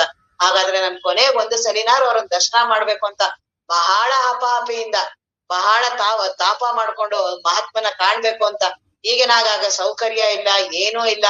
ಬಹಳ ತಾಪ ಮಾಡ್ಕೊಂಡು ಹೊರಟು ಬಂದು ನನ್ ಬುದ್ಧ ಮಹಾತ್ಮನ ಮಾಡ್ಬೇಕಂತ ಅವರ ಬುದ್ಧ ಮಹಾತ್ಮ ಇದ್ದಿದ್ದ ಕುಟೀರದ ಹತ್ರ ಬಂದ್ರು. ಅವ್ರ ಸುತ್ತಮುತ್ತ ಎಲ್ಲಾ ಶಿಷ್ಯರು ಅವ್ರಂದ್ರು, ಇಲ್ಲ ಇನ್ನೇನ್ ಬುದ್ಧ ಮಹಾತ್ಮ ದೇಹ ಬಿಡ್ತಿದ್ದಾರೆ, ಈಗ ನಾವು ಸಮೀಪನ ಬಿಡಕ್ ಆಗಲ್ಲ. ನೀವು ಮೊದ್ಲೇ ಬರ್ಬೇಕಿತ್ತು. ಇಲ್ಲ ನನಗೂ ಬರ್ಬೇಕಂತ ಬಹಳ ಇತ್ತು, ಆಗ್ಲಿಲ್ಲ ನನಗೆ. ನನಗೆ ಬಹಳ ಸಂಸಾರದ ತಾಪತ್ರಯಗಳು, ಘಟನೆಗಳು ಏನೋ ಗೊತ್ತಿಲ್ಲ. ಬಟ್ ಮಹಾತ್ಮನ ನಾನು ಭೇಟಿ ಮಾಡಕ್ಕಾಗಿಲ್ಲ, ಕೊನೆಗೆ ಒಂದು ಸಲ ಅವಕಾಶ ಕೊಡಿ ಅಂತ. ಅಲ್ಲಿ ಸುತ್ತ ಇರೋರು ಯಾವಾಗ್ಲೂ ಹಾಗೆ ತಾನೆ, ಆ ರೀತಿ ಇಲ್ಲ ನಾವು ಇಲ್ಲ ಅವ್ರು ಇನ್ನೇನ್ ತುಂಬಾ ಬಹಳ ಈಗ ಕೊನೆ ಕ್ಷಣ ಬಿಡಕ್ಕಾಗಲ್ಲ ಬಿಡಿ ಅಂತ ತುಂಬಾ ಬೇಡ್ಕೊಂಡು ಕೊನೆಗೆ ಬುದ್ಧ ಮಹಾತ್ಮನ ಹತ್ರ ಹೋದ್ರಂತೆ. ಹೋಗಿ ನಿಮ್ಮನ್ನ ಮೊದ್ಲೇ ಭೇಟಿ ಆಗ್ಬೇಕಾಗಿತ್ತು, ನನ್ಗ್ ಭೇಟಿ ಆಗಕ್ ಆಗ್ಲಿಲ್ಲ ಅಂತ. ಆಗ ಬುದ್ಧ ಮಹಾತ್ಮ, ಏನೂ ತಲೆ ಕೆಡಿಸ್ಕೋಬೇಡ, ನಿನಗೇ ನಾನ್ ಕಾಯ್ತಾ ಇದ್ದೆ ಇಲ್ಲಿವರೆಗೂನು, ಅದಕ್ಕೆ ನಿನಗೋಸ್ಕರನೇ ನಾನ್ ಕಾಯ್ತಾ ಇದ್ದೆ ಅಂದ ತಕ್ಷಣನೇ ಅವ್ರಿಗೆ ಆತ್ಮಜ್ಞಾನನೇ ಆಗೋಯ್ತದು. ಆ ಮುದುಕನಿಗೆ ಆತ್ಮಜ್ಞಾನ, ಅವನ ಅಪಾಪಿ ಹೇಗಿತ್ತು ಅದು ಆತ್ಮಜ್ಞಾನನೇ ಆಗೋಯ್ತು. ಆಗ ಬುದ್ಧ ಮಹಾತ್ಮ ಅವ್ರಿಗೆ ಆತ್ಮಜ್ಞಾನ ಆದ್ಮೇಲೆ ಪ್ರಾಣ ಬಿಟ್ಟು, ನಿನಗೆ ಕಾಯ್ತಾ ಇದ್ದೆ ನಾನು ಇಲ್ಲಿವರೆಗೂನು, ಬಾ ಅಂತ. ಹಾಗಾಗಿ ಅಂತ ಬಯಕೆ ಇರ್ಬೇಕಾಗತ್ತೆ. ನಮ್ಮ ಅಪ್ಪವ್ರ ಹತ್ರ ಎಷ್ಟೋ ಘಟನೆಗಳು ನಡೆದಿದೆ. ಆತರ ಪ್ರತಿಯೊಬ್ರು ಅಲ್ಲಿ ಅಪ್ಪವ್ರ ಹತ್ರ ಹೋಗಿ ಕೇಳ್ಬೇಕು. ಬಿಜಾಪುರದ ಆಶ್ರಮದಲ್ಲಿ ಅವರು ಅಪ್ಪವ್ರು ಯಾವಾಗ್ಲೂ ಮೇಲ್ಗಡೆ ಇರ್ತಾರೆ, ಮಾಡಿ ಮೇಲೆ. ಹಾಗಾಗಿ ಕೆಳಗಡೆ ಎಲ್ಲ ತುಂಬಾ ಊರುಗಳಲ್ಲಿ ಬಿಜಾಪುರದಲ್ಲೇ ಇರ್ಬೇಕು. ಬಹಳ ಅಲ್ಲಿ ಎಲ್ಲಾರ ಮನೆಗೂ ಹೋಗಕ್ಕಾಗಲ್ಲ, ಎಲ್ಲಾರು ಅವ್ರ ಭಕ್ತರೇನೆ. ಅಪ್ಪವ್ರು ಎಲ್ಲಾರ ಮನೆಗೂ ಹೋಗಕ್ಕೆಲ್ಲ ಆಗತ್ತೆ. ಹಾಗಾಗಿ ಯಾರ ಮನೆಗೂ ಬರಕ್ ಆಗಲ್ಲ. ಅಪ್ಪವ್ರು ಎಲ್ಲಾರು ಅಲ್ಲೇ ಆಶ್ರಮಕ್ಕೆ ಬರ್ಲಿ ಅಂತ ಎಲ್ಲಾರು ಅಲ್ಲೇ ಬಂದ್ ದರ್ಶನ ಮಾಡ್ತಿದ್ರು. ಒಂದು ಹುಡುಗ, ಅವನು ಮತ್ತೆ ಅವ್ರ ಅಕ್ಕ ಇಬ್ರೇ ಇದ್ದಾರೆ ಮನೆಯಲ್ಲಿ. ಸ್ವಲ್ಪ ಬಡತನ ಇದೆ. ಹಾಗಾಗಿ ಅವ್ರ ಅಕ್ಕನಿಗೆ ಬಹಳ ನಾವ್ ಅಪ್ಪವ್ರನ್ನ ಮನೆ ಕರೆಸ್ಬೇಕು, ಅಪ್ಪವ್ರು ಒಂದ್ ಸಲಿನಾದ್ರು ನಮ್ ದರ್ಶನ ಮಾಡ್ಬೇಕು ಅಂತ. ಹಾಗಾಗಿ ಆ ಹುಡುಗನಿಗೆ ಅಪ್ಪವ್ರ ಹತ್ರ ಕೇಳ್ಬೇಕು ಅಂತ. ಅವ್ರ ಸುತ್ತಮುತ್ತ ಎಲ್ಲ ಬಹಳ ಶಿಷ್ಯರು, ಅವ್ರು ಇವ್ರು ಎಲ್ಲ. ಅವ್ರದ್ದು ತಪ್ಪಲ್ಲ, ಅಪ್ಪವ್ರಿಗೆ ಈ ತರ ಎಷ್ಟ್ ಜನ ನಮ್ಮಂತವ್ರು ಲಕ್ಷಾಂತರ 35-40 ಲಕ್ಷ ಜನ ಎಲ್ಲಾರು ಬನ್ನಿ ನಾವು ಹೋಗೋದಾದ್ರೆ ಇಲ್ಲಿ. ಹಾಗಾಗಿ ಅವರೆಲ್ಲ ಇಲ್ಲ ಅಪ್ಪವ್ರು ಹಂಗೆಲ್ಲ ಈಗ ಇಲ್ಲಿ ಯಾರ ಮನೆಗೂ ಬರೋದಿಲ್ಲ ಅವರು ಅಂತೆಲ್ಲ ಅವ್ರು ಯಾರು ಅವ್ರನ್ನ ಹೋಗಕ್ಕೆ ಬಿಟ್ಟಿಲ್ಲ. ಅಪ್ಪವ್ರು ಅಲ್ಲಿ ಮೇಲ್ಗಡೆ ಇವ್ರು 2 ದಿನ 3 ದಿನ ಈ ಹುಡುಗ ಬರೀ ಆ ಗೇಟ್ ಹತ್ರ ಬಹಳ ದೂರಕ್ಕೆ ಮಾಡಿರ್ತಾರ ಅಪ್ಪವ್ರು ಯಾವಾಗ್ಲೂ ಮೇಲಿದ್ರಾಗ. ಇವನ್ ಆ ಗೇಟ್ ಹತ್ರ ತುಂಬಾ ಪರದಾಡ್ಕೊಂಡು ಓಡಾಡ್ತಿದಾರೆ. ಹೆಂಗಾರು ಮಾಡಿ ನಾವ್ ಅಪ್ಪವ್ರನ್ನ ನಮ್ಮ ಮನೆ ಕರ್ಕೊಂಡ್ ಹೋಗ್ಬೇಕಲ್ಲ, ನಮ್ಮ ಅಕ್ಕ ಬಹಳ ಮಾಡ್ತಿದಾರೆ, ನಾನ್ ಹೋಗ್ಲೇಬೇಕು ಅಂತ ಆ ಹುಡುಗ ಬಹಳ ಪರದಾಡ್ಕೊಂಡು ಓಡಾಡ್ತಿದಾರೆ. ಅಪ್ಪವ್ರು ಅಲ್ಲಿ ಮೇಲ್ಗಡೆ ಪ್ರಸಾದ ಎಲ್ಲ ಆದ್ಮೇಲೆ ಅವ್ರು ಕಿಟಕಿ ಹತ್ರ ಬರ್ತಾರಲ್ಲ, ಅಲ್ಲಿ ಬಂದು ಅವ್ರು ನೋಡಿದ್ರಂತೆ. ನೋಡಿ ಅಲ್ಲಿ ಜೊತೆಲಿ ಯಾರೋ ಇದ್ರಲ್ಲ, ಆ ಹುಡುಗ 2-3 ದಿನದಿಂದ ಬಾಳ್ ಓಡಾಡ್ತಿದಾರೆ, ಯಾಕೆ ಅದು ಕರ್ಕೊಂಡ್ ಬನ್ನಿ ಅಂತಂದ್ರೆ ಆ ಹುಡುಗನ್ನ ಕರ್ಕೊಂಡ್ ಬಂದ್ರಂತೆ. ಆ ಹುಡುಗ ಬಂದು ಅಪ್ಪವ್ರ ಹತ್ರ, ಅಪ್ಪವ್ರು ಕೇಳಿದ್ರಂತೆ ಏನು ಅಂದಾಗ, ಇಲ್ಲಪ್ಪ ಹಿಂಗೆ ನಮ್ ಮನೆಗೆ 2 ನಿಮಿಷ ತಾವ್ ಬಂದ್ ಹೋದ್ರೆ ಸಾಕು, ನೀವ್ ಬಂದ್ರೆ ಸಾಕು, ನಮ್ಗೆ ನಮ್ಮ ಅಕ್ಕ ಎಲ್ಲ ತುಂಬಾ ಕಾಯ್ತಾರೆ. ಹೌದಾ ನಡೀರಿ ಹೊರಟೇ ಬಿಟ್ರಂತ. ಆ ಕ್ಷಣದಲ್ಲೇ ಹೊರಟೇ ಬಿಟ್ಟಿದ್ದಾರೆ. ಅವ್ರು ಏನೋ ತಯಾರಿ ಮಾಡಿ, ಆ ಹುಡುಗನಿಗೆ ಏನ್ ಕೈ ಕಾಲೇ ಓಡ್ತಾ ಇಲ್ಲ. ಆ ಜೊತೆ ಕರ್ಕೊಂಡೇ ಬಂದ್ಬಿಟ್ರಂತೆ. ಅಪ್ಪವ್ರು ಅವ್ರ ಮನೆಗ್ ಹೋಗೇ ಬಿಟ್ರು. ಆ ರೀತಿ ಎಷ್ಟು ಘಟನೆಗಳು. ಆ ರೀತಿ ಮಹಾತ್ಮರಿಗೆ ಏನೂ ಬೇಕಾಗಿಲ್ಲ. ನಿನ್ನ ಯಾವ ಸಂಪತ್ತು, ನಿನ್ನ ಮನಸ್ಸು, ನನ್ ಬಹಳ ಕೆಟ್ಟ ಮನಸ್ಸು, ಅಂತ ಮನಸ್ಸು, ಏನೂ ಬೇಕಾಗಿಲ್ಲ.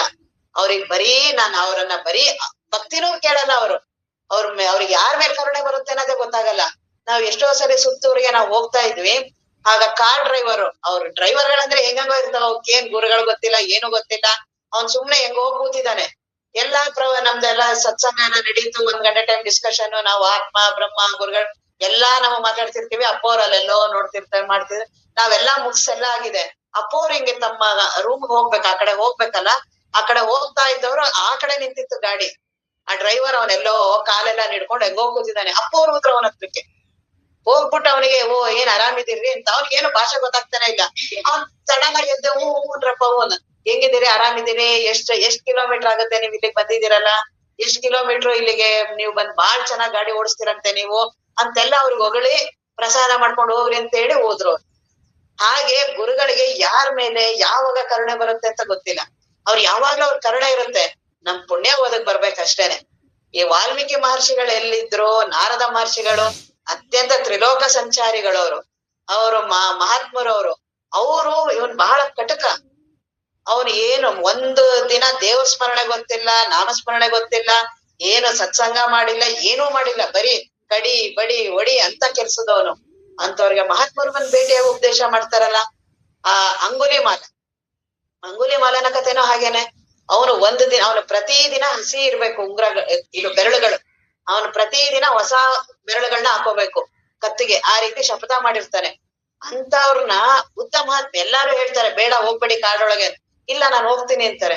ಆ ಮಹಾತ್ಮರು ಉದ್ಧಾರ ಮಾಡ್ಬೇಕು ಅಂತ ನಮ್ಮನ್ನೆಲ್ಲ. ಹಾಗಾಗಿ ಅಂತ ಮಹಾತ್ಮರು ನಮ್ಮನ್ನ ಈಗ ಏನ್ ನಿಜಗುಣರ ಗ್ರಂಥ ಇದೆಯಲ್ಲ, ಇವರೆಲ್ಲ ನಮ್ಮನ್ನ ಉದ್ಧಾರ ಮಾಡ್ಬೇಕು ಅಂತಿದ್ದಾರೆ. ಇವನ್ನೆಲ್ಲಾ ಏನೋ ಕಲ್ತಿ ಮಾಡಿ ನಾನು ಏನೋ ಆಗ್ಬೇಕಾಗಿಲ್ಲ.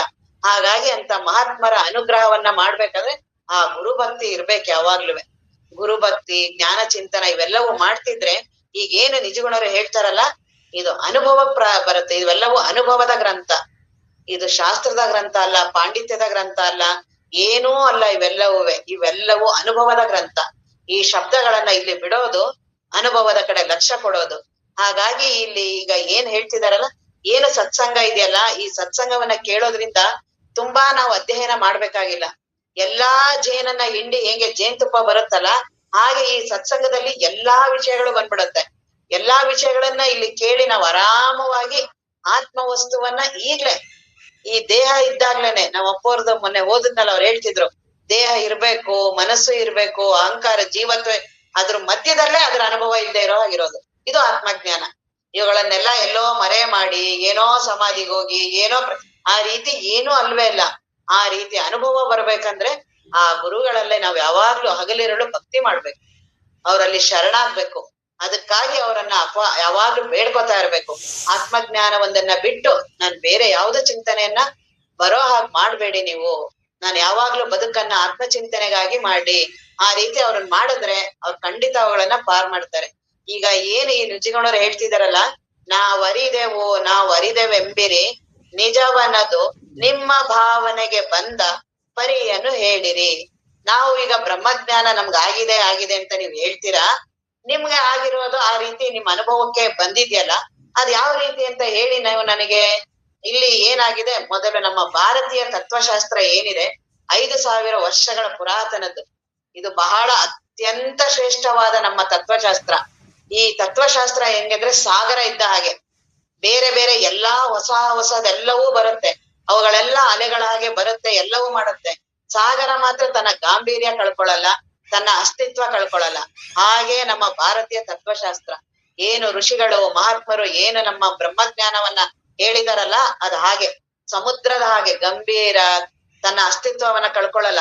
ಹಾಗಂತ ಯಾವ್ದನ್ನು ಬರಬೇಡ ಅನ್ನಲ್ಲ, ಎಲ್ಲವನ್ನೂ ಒಳಗೊಳ್ಳುತ್ತೆ, ಆದ್ರೆ ತನ್ನ ಅಸ್ತಿತ್ವವನ್ನ ಮಾತ್ರ ಬಿಡೋದಿಲ್ಲ. ಹಾಗೆ ಆ ರೀತಿಯಾದ ಏನ್ ಇದೆಯಲ್ಲ, ಇಲ್ಲಿ 6 ಜನ ಆಸ್ತಿಕರು ಮತ್ತೆ ನಾಸ್ತಿಕ ದರ್ಶನ ಅಂತ ಮಾಡಿದ್ದಾರೆ. ಇವು ಸ್ವಲ್ಪ ಶಾಸ್ತ್ರ ಇದೆ ಇದ್ರಲ್ಲಿ ಅಷ್ಟೇನೆ, ಏನಿಲ್ಲ, ಸ್ವಲ್ಪ ನಿಧಾನವಾಗಿ ನೋಡ್ತಾ ಹೋದ್ರೆ ಗೊತ್ತಾಗತ್ತೆ. ಆಸ್ತಿಕ ದರ್ಶನಗಳು ಏನು ಮೊದಲು ಪುರಾತನ ತತ್ವಶಾಸ್ತ್ರದಲ್ಲಿ ಇತ್ತಲ್ಲ, 6 ರೀತಿಯಾದ ಶಾಸ್ತ್ರಗಳು ನಮ್ಮ ಇದ್ರಲ್ಲಿ ಇದೆ. ಆಸ್ತಿಕ ಇದ್ರಲ್ಲಿ ನಾಸ್ತಿಕ 3 ನಾಸ್ತಿಕ ದರ್ಶನಗಳು, 6 ಆಸ್ತಿಕ ದರ್ಶನಗಳು. ಯಾವ್ದ್ಯಾವ್ದು? ನ್ಯಾಯ, ವೈಶೇಷಿಕ, ಸಾಂಖ್ಯ, ಯೋಗ, ಪೂರ್ವ ಮೀಮಾಂಸ ಅಂದ್ರೆ ಕರ್ಮ ಸಿದ್ಧಾಂತ, ಮತ್ತು ಉತ್ತರ ಮೀಮಾಂಸ ಏನು ನಮ್ದು ವೇದ ಅಂತ ಹೇಳ್ತೀವಲ್ಲ, ಇದು ಒಟ್ಟು ಇದು ಆಸ್ತಿಕ ದರ್ಶನ. ಆಸ್ತಿಕ ದರ್ಶನ ಅಂದ್ರೆ ಯಾವುದು ವೇದಗಳನ್ನ ನಾವು ಒಪ್ತೀವೋ ಇವುಗಳು ಆಸ್ತಿಕ ದರ್ಶನ. ಈ ವೇದಗಳು ಪುನರ್ಜನ್ಮ ಇವುಗಳನ್ನ ಏನು ಒಪ್ಪೋದಿಲ್ವಲ್ಲ ಅವು ನಾಸ್ತಿಕ ದರ್ಶನ ಅಂತ ಅಂತಾರೆ. ಆ ನಾಸ್ತಿಕ ದರ್ಶನಗಳು ಮೂರು, ಒಂದು ಜೈನ, ಒಂದು ಬೌದ್ಧ, ಒಂದು ಚಾರ್ವಾಕರು. ಈ ಮೂರು ನಾಸ್ತಿಕ ಧರ್ಮಗಳು, ಈ 6 ಆಸ್ತಿಕ ಧರ್ಮಗಳು. ಈ ಆಸ್ತಿಕ ಧರ್ಮಗಳೇನು ನ್ಯಾಯ, ವೈಶೇಷಿಕ ಇವರೆಲ್ಲರೂ ಇದಾರಲ್ಲ, ಇವರೆಲ್ಲರೂ ಈ ಆತ್ಮವಸ್ತುವನ್ನೇ ಪ್ರತಿಪಾದನೆ ಮಾಡೋದು. ದೃಷ್ಟಿಕೋನಗಳು ಬೇರೆ ಬೇರೆ. ಎಲ್ಲರೂ ಬ್ರಹ್ಮ ವಸ್ತುವನ್ನ ಅನುಭವಿಸ್ಬೇಕು ಅಂತಾನೆ ಹೊರಟಿರೋರು. ಆಸ್ತಿಕರಿರ್ಲಿ ನಾಸ್ತಿಕರಿರ್ಲಿ ಎಲ್ಲರೂ ಏನು ಆತ್ಮವಸ್ತುವನ್ನ ಅನುಭವಿಸ್ಬೇಕು, ಆ ಬ್ರಹ್ಮ ವಸ್ತುವನ್ನ ಅನುಭವಿಸ್ಬೇಕು ಅಂತ. ಆದ್ರೆ ಅವರ ದೃಷ್ಟಿಕೋನಗಳು ಬೇರೆ. ಈಗ ನಾವು ಒಂದೇ ಮನೆಯಲ್ಲಿ ಇದೀವಿ, ನಾವು 5 ಜನನು. ತಾಯಿಯನ್ನ ನಾವು ಒಬ್ಬೊಬ್ರು ಒಂದೊಂದು ರೀತಿ 4 ಮಕ್ಕಳು ನೋಡ್ತೀವಿ. ನಾವು ತಾಯಿ ಎಲ್ಲರಿಗೂ ತಾಯಿ ಒಬ್ರೆ, ಆದ್ರೆ ನಾವು 4 ಜನನು ಬೇರೆ ನೋಡ್ತೀವಲ್ಲ. 4 ಜನನು ತಾಯಿನ ಪ್ರೀತಿ ಮಾಡ್ತೀವಿ, 4 ಜನನು ಪ್ರೀತಿ ಮಾಡುವ ರೀತಿ ಬೇರೆ ಇದೆಯಲ್ಲ. ಹಾಗೆ ಈ ದರ್ಶನಗಳು, ಆ ಎಲ್ಲಾ ದರ್ಶನಗಳು ಆತ್ಮವಸ್ತುವನ್ನ, ಅದನ್ನ ಇಲ್ಲಿ ನಿಜಗುಣರು ಏನ್ ಹೇಳ್ತಿದ್ದಾರೆ, ಇವ್ರಿಗೆ ಹೇಳ್ತಿದ್ದಾರೆ, ನೀವು ಯಾವ್ದಾವ್ದನ್ನ ಆತ್ಮವಸ್ತು ಅಂತಿರಲ್ಲ, ಅದ್ ಆತ್ಮವಸ್ತುನ ಹೌದಾ ಅಲ್ವಾ ನೋಡಿ ನೀವು ಅಂತ ಅವ್ರನ್ನ ಪ್ರಶ್ನೆ ಮಾಡ್ತಾ ಹೋಗ್ತಾರೆ. ನೀವ್ ಇದನ್ನ ಆತ್ಮ ಅಂತೀರಾ, ಅದ್ ಆತ್ಮನ ಅದು? ನೀವೀಗ ಏನೋ ನ್ಯಾಯವಾದಿಗಳಾಗ್ಲಿ ವೈಶೇಷಿಕರಾಗ್ಲಿ ಎಲ್ಲರೂ ಒಂದೊಂದು ರೀತಿಯಾದ ಆತ್ಮವಸ್ತುವನ್ನ ಪ್ರತಿಪಾದನಾ ಮಾಡ್ತಾರೆ. ಆತ್ಮವಸ್ತು ಅಂದ್ರೆ ಹೀಗೆ ಅಂತ. ವೇದಾಂತದವರು ಒಂದು ರೀತಿ ಪ್ರತಿಪಾದನಾ, ಜ್ಞಾನ ಮಾರ್ಗದವರು, ಈ ನ್ಯಾಯದವರು, ಸಾಂಖ್ಯದವರು, ಯೋಗದವರು ಎಲ್ಲರೂ ಆ ಆತ್ಮವಸ್ತುವನ್ನೇ ಪ್ರತಿಪಾದನಾ ಮಾಡ್ತಿರೋದು. ಆ ಪ್ರತಿಪಾದನೆ ನೀವೇನ್ ಮಾಡ್ತಿರಲ್ಲ ಅವೆಲ್ಲವೂ ಹೌದಾ, ಅದು ನಿಜವಾಗ್ಲೂ ಆತ್ಮನ ಅಂತ ಅವರು ಪ್ರಶ್ನೆಗಳನ್ನ ಕೇಳ್ತಾ ಹೋಗ್ತಾರೆ. ಕೊನೆಯಲ್ಲಿ ನಮ್ದು ಏನು ವೇದಾಂತ ಹೇಳುತ್ತಲ್ಲ ಅದನ್ನ ಹೇಳ್ತಾರೆ. ಈಗ ಅವ್ರು ಏನು ಮೊದಲನೇದಲ್ಲಿ ಏನ್ ಹೇಳ್ತಿದ್ದಾರೆ, ಇಲ್ಲಿ ಈಗ ಇವ್ರು ಹೇಳಿರೋದು ಚಾರ್ವಾಕರ ಬಗ್ಗೆ ಹೇಳಿದ್ದಾರೆ. ಮತ್ತೆ ಹಠಯೋಗ, ಇದು ಉಸಿರಾಟದ ಬಗ್ಗೆ ಮಾಡ್ತಾರಲ್ಲ, ಉಸಿರವೇ ನಮ್ಮ ಪ್ರಾಣವೇ ಆತ್ಮ ಅಂತ ಮಾಡ್ತಾರಲ್ಲ ಅವ್ರ ಬಗ್ಗೆ ಮಾಡಿದ್ದಾರೆ. ಮತ್ತೆ ಮನಸ್ಸೇ ಆತ್ಮ ಅಂತ ಪತಂಜಲಿ ಮಹರ್ಷಿಗಳು ಮನೋಮಯ ಜಗತ್ ಅಂತ ಹೇಳ್ತಾರಲ್ಲ ಅದ್ರ ಬಗ್ಗೆ ಹೇಳಿದ್ದಾರೆ. ವಿಜ್ಞಾನಮಯ ಬುದ್ಧಿ, ಇನ್ನ ಆನಂದಮಯ, ಈ ರೀತಿಯಾಗಿ ಒಂದೊಂದನ್ನೇ ಆತ್ಮ ಅನ್ನೋರು ಎಲ್ಲಾ ಪಂಥದವರು ಇದಾರೆ. ದರ್ಶನದವ್ರು ಇದಾರೆ. ಅವ್ರನ್ನ ಮತವಾದಿಗಳು ಅಂತಾರೆ. ಇವರೆಲ್ಲ ಮತವಾದಿಗಳು. ಈ ಮತವಾದಿಗಳನ್ನ ಪ್ರಶ್ನೆ ಮಾಡ್ತಿದ್ದಾರೆ ವೇದಾಂತಿಗಳು. ಇವರು ಏನು ನಿಜಗುಣರು ಇದಾರಲ್ಲ, ಇವರು ಏನು ವೇದದ ಅಂತ್ಯ ಭಾಗ ಏನಿದೆಯಲ್ಲ, ವೇದಾಂತ ಉಪನಿಷತ್ತುಗಳು, ಅದು ಅಂತಿಮವಾದ ಸತ್ಯ ಇರೋದ್ರಿಂದ ಅದನ್ನ ಈಗ ಇವ್ರು ಹೇಳ್ತಾರೆ, ನಾವ್ ಹೇಳುವ ಬ್ರಹ್ಮಜ್ಞಾನ ವೇದಾಂತದನ್ನ ಕೊನೆಯಲ್ಲಿ ಹೇಳ್ತಾರೆ. ಈಗ ನೀವೇನೇನ್ ಬ್ರಹ್ಮ ಅಂತ ಎಲ್ಲ ಹೇಳ್ತಿರಲ್ಲ ಅದ್ ಹೌದಾ, ಅದ್ ಹೇಗ್ ಬ್ರಹ್ಮ ಆಗಕ್ ಸಾಧ್ಯ ಆಗತ್ತೆ ಅಂತ ಅದನ್ನ ಆ ಮತವಾದಿಗಳನ್ನ ಪ್ರಶ್ನೆ ಮಾಡೋದು. ಅದನ್ನ ಇಲ್ಲಿ ಅವ್ರು ಹೇಳ್ತಿದ್ದಾರೆ, ನಾವರಿದೆವು ಎಂಬುವಿರಿ ನಿಜವನದು ಆ ಬ್ರಹ್ಮ ವಸ್ತುವನ್ನ ನೀವು ಅರ್ತಿದೀನಿ ಅಂತೀರಾ. ನಿಮ್ಮ ಭಾವನೆಗೆ ಬಂದ ಪರಿಯನ್ನು ಹೇಳಿರಿ. ನಿಮ್ ಅನುಭವಕ್ಕೆ ಬಂದಿದ್ಯಲ್ಲ ಅದನ್ನ ಹೇಳಿ. ಯಾವ ರೀತಿ ನಿಮ್ ಅನುಭವಕ್ಕೆ ಬಂತು? ಆತ್ಮಜ್ಞಾನ ಎಲ್ಲಾ ಶಾಸ್ತ್ರದವ್ರನ್ನು ಕೇಳಿ, ಎಲ್ಲಾ ಮತದವ್ರು ಕೇಳಿ, ಎಲ್ಲವೂ ನಮ್ದೇ ಸರಿ ಅಂತಾರೆ. ಎಷ್ಟು ಸಾಧನೆಗಳಿದೆಯೋ ಜಗತ್ತಿನಲ್ಲಿ, ಎಲ್ಲಾ ಸಾಧನೆ ಹತ್ರ ಹೋಗ್ರಿ ಎಲ್ಲರೂ ನಮ್ದೇ ಅಂತಿಮ ಅಂತಾರೆ. ಯೋಗದವ್ರ ಹತ್ರ ಹೋದ್ರೆ ಅವರು, ಸಮಾಧಿ ಅನುಭವಿಸೋರ ಹತ್ರ ಹೋದ್ರೆ ಅವರು, ಭಕ್ತಿ ಮಾರ್ಗದವ್ರು ನೋಡಿದ್ರೆ ಅವರು. ಹಾಗಾದ್ರೆ ಸಾಧಕರಿಗೆ ಗೊಂದಲ ಪ್ರಾರಂಭ ಆಗುತ್ತೆ. ನಿಜವಾದ ಹಂಗಾರೆ ಯಾವ್ದು ಆತ್ಮವಸ್ತು ಅನ್ನೋದಕ್ಕೆ ಅದಕ್ಕೆ ನಿಜಗುಣರು ಒಬ್ಬೊಬ್ರನ್ನೇ ಅವ್ರನ್ನ ಕೇಳ್ತಾ ಹೋಗ್ತಾರೆ, ಮತವಾದಿಗಳನ್ನ. ನಿಮ್ಮನ್ನ ಏನ್ ಹೇಳ್ತೀರ? ಅದಕ್ಕೆ ನಮಗೆ ಸಾಧಕ ಆಗಿರೋನಿಗೆ ಎಲ್ಲದರ ಬಗ್ಗೆ ಸ್ಪಷ್ಟತೆ ಇರ್ಬೇಕು. ನಾನು ಯಾವ ಸಾಧನೆಯನ್ನೇ ಮಾಡಲಿ, ನಾನು ಮಾಡುವ ಸಾಧನೆಯ ಬಗ್ಗೆ ನನ್ಗೆ ಸ್ಪಷ್ಟತೆ ಇರ್ಬೇಕು. ಅದನ್ನೇ ನಮ್ಮ ಅಪ್ಪ ಅವರು ಸಿದ್ದೇಶ್ವರ ಸ್ವಾಮೀಜಿಯವರು ಹೇಳ್ತಿದ್ರು, ನೀವು ಯಾವುದನ್ನ ಅನುಭವಿಸ್ಬೇಕು ಅಂತ ಹೋಗ್ತೀರೋ ಅದ್ರ ಬಗ್ಗೆ 3 ವಿಶೇಷವಾಗಿ ಇರ್ಬೇಕು. ಅದರ ಬಗ್ಗೆ ಸ್ಪಷ್ಟತೆ ಇರ್ಬೇಕು, ಆ ವಿಷಯದ ಬಗ್ಗೆ, ಹೋಗುವ ಮಾರ್ಗದ ಬಗ್ಗೆ ಗೊತ್ತಿರ್ಬೇಕು, ಅದಕ್ಕೆ ಪರಿಶ್ರಮ. ಈ 3 ಯಾರಿರ್ತಾರೋ ಅವ್ರು ಗೊಂದಲಕ್ಕೊಳಗಾಗಲ್ಲ, ಬೇಗ ಆತ್ಮವಸ್ತುವನ್ನ ಅನುಭವಿಸ್ತೀವಿ. ಇಲ್ಲ ಅಂದ್ರೆ ಈಗ ಯಾರ್ಯಾರು ಏನೇನ್ ಹೇಳ್ತಿರ್ತಾರೋ ಅದೆಲ್ಲ ಸತ್ಯ ಅನಿಸ್ತಿರತ್ತೆ.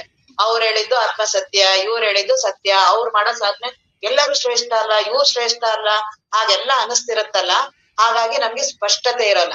ಯಾವುದೇ ಸಾಧನವನ್ನ ಮಾಡ್ಲಿ, ಈಗ ಯಾವ ಮತವಾದಿಗಳು ಹೇಳ್ತಿದಾರಲ್ಲ ಅವ್ರು ಯಾಕೆ ಆ ರೀತಿ ಹೇಳ್ತಾರೆ ಅಂತ ಅದ್ರ ಬಗ್ಗೆ ಸ್ಪಷ್ಟತೆ ಇರ್ಬೇಕು. ಅದೆಲ್ಲ ನಮಗ್ ಗೊತ್ತಾಗಿದ್ದು ನಮ್ಮ ಅಪ್ಪವ್ರು ಸಿದ್ದೇಶ್ವರ ಸ್ವಾಮೀಜಿಯವ್ರು ಏನ್ ಹೇಳ್ತಿದ್ರು, ಸಣ್ಣ ವಿಷಯನುವೆ ಅದ್ರ ಬಗ್ಗೆ ನಮ್ಗೆ ಪೂರ್ಣತೆ ಇರ್ಬೇಕು ಅಂತಿದ್ರು. ಯಾವ್ದೇ ಒಂದ್ ಅಡ್ಗೆ ಮಾಡೋ ಕೆಲ್ಸ ಇರ್ಲಿ, ಅದ್ರ ಬಗ್ಗೆನೂ ನಮಗ್ ಪೂರ್ಣತೆ ಇದ್ರೆ ಎಷ್ಟ್ ಆರಾಮ್ ಇರ್ತೀವಿ. ಆ ಅಡ್ಗೆನ ಯಾವ್ದೇ ಒಂದನ್ನ ಮಾಡ್ತೀವಿ ಅಂದ್ರೆ ಅದ್ರ ಬಗ್ಗೆ ನಮ್ಗೆಲ್ಲಾ ನಮಗೆ ಅದ್ರ ಬಗ್ಗೆ ಸ್ಪಷ್ಟತೆ ಇದೆ ಅಂದ್ರೆ ಸುಲಭವಾಗಿ ಮಾಡ್ತೀವಿ. ಇಲ್ಲಾಂದ್ರೆ ಯಾರ್ಯಾರು ಬಂದ್ ಏನ್ ಹೇಳ್ತಾರೆ, ಅದಕ್ಕೊಂದು ಸ್ವಲ್ಪ ಉಪ್ಪು ಹಾಕು, ಅದಕ್ಕೊಂದ್ ಖಾರ ಹಾಕು, ಅವ್ರು ಬಂದ್ ಹುಳಿ ಹೇಳಿದ್ರು, ಇವ್ರು ಬಂದ್ ಅದನ್ನ ಹೇಳಿದ್ರು, ಅಡಿಗೆ ಹೆಂಗ್ ಆಗ್ಬೋದು ಅದು? ಹಾಗೆ ನಮ್ಮ ಸಾಧನೆಗಳು ಆಗಿರುತ್ತೆ. ಆ ಮತದವ್ರು ಹೇಳ್ತಾರೆ, ಈ ಮತದವ್ರು ಹೇಳ್ತಾರೆ, ಅದೇ ಹೇಳ್ತಾರೆ, ಇದೆ. ಹಾಗಾಗಿ ನಮ್ಗೆ ಮೊದಲು ಸ್ಪಷ್ಟತೆ ಬೇಕು. ನಾನ್ ಯಾವ ಸತ್ಯ ವಸ್ತುವನ್ನ ಅನುಭವಿಸ್ತಿದ್ದೀನೋ ಅದ್ರ ಬಗ್ಗೆ ಸ್ಪಷ್ಟತೆಯನ್ನ ಮಾಡ್ತಾ ಇದಾರೆ ಈಗ ನಿಜಗುಣರು. ನಾವು ಅಪ್ಪವ್ರನ್ನ ಯಾವಾಗ ಭೇಟಿ ಮಾಡಕ್ ಹೋದಾಗ್ಲೂನು, ಸುತ್ತೂರಲ್ಲಾಗ್ಲಿ ಎಲ್ಲೇ ಆಗ್ಲಿ, ಅವಾಗ ಕೇಳ್ತಿದ್ರು ಅಪ್ಪವ್ರು, ಯಾವ ವ್ರತ ನಡೆಸ್ತಾ ಇದ್ದೀರಾ ಅಂತ. ನಮಗ್ ಅಪ್ಪವ್ರು ಅದೆಲ್ಲ ಕೇಳ್ತಾರೆ ಅಂತ ನಮಗ್ ಗೊತ್ತಿರ್ತಿರ್ಲಿಲ್ಲ. ಸುಮ್ನ ಹೋಗ್ಬಿಡ್ತೀವಿ, ಅಪ್ಪ ನಾವು ಅಷ್ಟಾವಕ್ರ ಗೀತಾ ಮಾಡ್ತೀವಿ. ಹೌದ್ರಿ, ಎಷ್ಟು ಶ್ಲೋಕಗಳಿದೆ ಅದು? ನಮ್ಗದು ಕಲ್ಪನೆನೇ ಇರ್ತಿರ್ಲಿಲ್ಲ. ಅದು ನಾವು ಇಷ್ಟೊಂದು ಅದು ಎಷ್ಟಿರುತ್ತೆ ಅಂತ ನೋಡ್ಕೊಂಡು ಹೋಗಿರ್ತಿರ್ಲಿಲ್ಲ. ಎಷ್ಟು ಶ್ಲೋಕಗಳಿದೆ, ಅಷ್ಟಾವಕ್ರರು ಮತ್ತೆ ಯಾರ್ಯಾರಿಗಾಯ್ತು ಸಂವಾದ, ಈಗ ಎಷ್ಟನೇ ಸೂತ್ರ ನಡೀತಿದೆ, ಅವೆಲ್ಲಾ ಕೇಳ್ತಿದ್ರು ಅಪ್ಪವ್ರು. ಆಮೇಲೆ ನಮಗ್ ಗೊತ್ತಾಯ್ತು, ನೆಕ್ಸ್ಟ್ ರೆಡಿ ಮಾಡ್ಕೊಂಡು ಹೋಗ್ತಿದ್ವಿ. ಅಪ್ಪವ್ರು ಅದನ್ನ ಅಷ್ಟಾವಕ್ರ ಗೀತ ಕೇಳ್ಬೋದು, ಅದನ್ ಬಿಟ್ಟು ಬೇರೆ ಕೇಳ್ತಿದ್ರು. ಅದನ್ ಬಿಟ್ಟು ಆಮೇಲೆ ವಿವೇಕ ಚಿಂತಾಮಣಿ, ಇವ್ರದಿತ್ತು ಶಂಕರಾಚಾರ್ಯರದು ಚೂಡಾಮಣಿ, ವಿವೇಕ ಚಿಂತಾಮಣಿ ಇರ್ಬೇಕು, ವಿವೇಕ ಚೂಡಾಮಣಿ ಶಂಕರಾಚಾರ್ಯರದು ಆ ಗ್ರಂಥ ನಡೀತಿತ್ತು.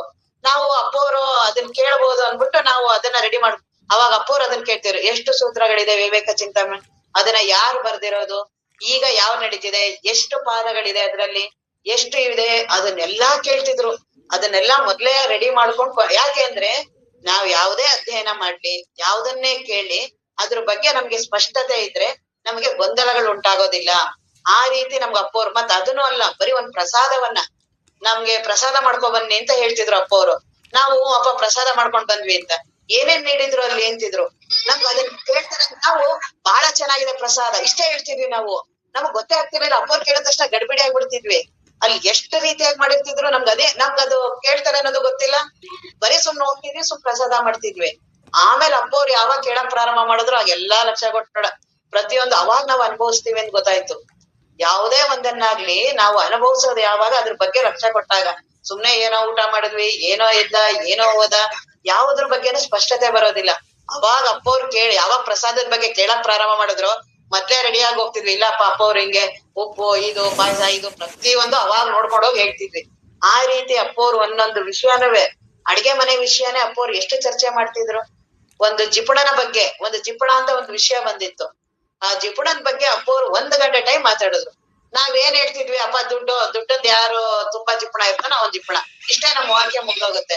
ಅಪ್ಪವ್ರು ಅದನ್ನ 1 ಗಂಟೆ ಟೈಮು ಅವನನ್ನ ಸಂತನನ್ನಾಗಿ ಮಾಡ್ಬಿಟ್ರು.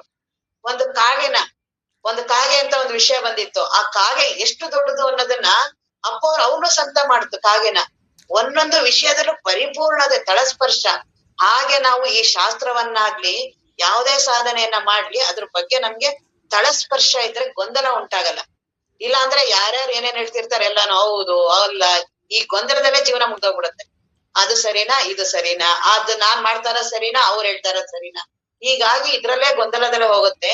ನಾವ್ ಯಾವ ಸಾಧನೆಯನ್ನೇ ಆಗ್ಲಿ, ಅದು ಶೈವ ಇರ್ಲಿ, ವಿಶಿಷ್ಟಾದ್ವೈತ, ದ್ವೈತ, ಜ್ಞಾನ, ಕರ್ಮ, ಯೋಗ, ನೀ ಯಾವ್ದಾರು ಮಾಡು, ಅದ್ರ ಬಗ್ಗೆ ಸ್ಪಷ್ಟತೆ. ಅದೆಲ್ಲವೂ ತಳಸ್ಪರ್ಶ ಇದ್ರೆ ಅದೇ ತನ್ನ ದಾರಿಯನ್ನ ತೋರ್ಸುತ್ತೆ. ಹಾಗಾಗಿ ಇಲ್ಲಿ ಏನು ಮತವಾದಿಗಳು ಏನ್ ಹೇಳ್ತಿದಾರಲ್ಲ, ಆ ಮತವಾದಿಗಳ ಬಗ್ಗೆ ಸ್ಪಷ್ಟತೆ ಮೊದಲು. ಈಗೇನು ಮೊದಲು ಚಾರ್ವಾಕರ ಬಗ್ಗೆ ಹೇಳ್ತಿದಾರ ಅವ್ರು. ನಾವರಿದೆವು ಅಂತ ನೀವೇನ್ ಅಂತಿರಲ್ಲ ಚಾರ್ವಾಕರು, ಚಾರ್ವಾಕ ಮತ ಅಂತ ಒಂದಿದೆ. ಅವ್ರಿಗೆ ಕೇಳ್ತಿದಾರೆ ಇವರು ನಿಜಗುಣರು, ವೇದಾಂತಿಗಳು ಅಂತಾನೆ ವೇದಾಂತಿಗಳು ಕೇಳ್ತಿದಾರೆ, ನೀವೇನು ಬ್ರಹ್ಮ, ನಾವೇನ್ ಹೇಳ್ತೀವಲ್ಲ ಬ್ರಹ್ಮ, ಅದು ನೀವ್ ಹೇಳೋದಿಲ್ಲ, ನಿಮಗ ಆ ರೀತಿ ಬಂದಿರುವ ಅನುಭವವನ್ನ ನಮ್ಗೂ ಸ್ವಲ್ಪ ಹೇಳಿ ನೋಡೋಣ ಅಂತ ಅವ್ರನ್ನ ಪ್ರಶ್ನೆ ಮಾಡ್ತಿದ್ದಾರೆ. ದೇಹದ ಇರುವಿನೊಳು ಸೋಜಿಗವೆನಿಸುವುದು ನಿಜವೋ, ದೇಹದೊಳಗಾಡಿ ನಿಜವದು ನಿಜವೋ. ಇದನ್ನ ಮೊದಲನೇದೆ, ದೇಹದಿರುವಿನೊಳು ಸೋಜಿಗವೆನಿಸುವುದು ನಿಜವೋ. ಇದು ಚಾರ್ವಾಕರ ಮತ. ಅಂದ್ರೆ ಅವ್ರ ಏನು, ಅವರ ದೃಷ್ಟಿಯಲ್ಲಿ ದೇಹ ಸತ್ಯ. ಈಗೇನ್ ನೀನು ಬದುಕಿದ್ಯಾ, ಚಾರ್ವಾಕರು ಅಂದ್ರೆ ಅವ್ರು ಯಾರೋ ಒಬ್ರು ಅಲ್ಲ, ನಮ್ಮ ಅಪ್ಪವ್ರು ಅಂತಿದ್ರು ನೀವೆಲ್ಲಾರು ಚಾರ್ವಾಕರೇ ಅಂತ.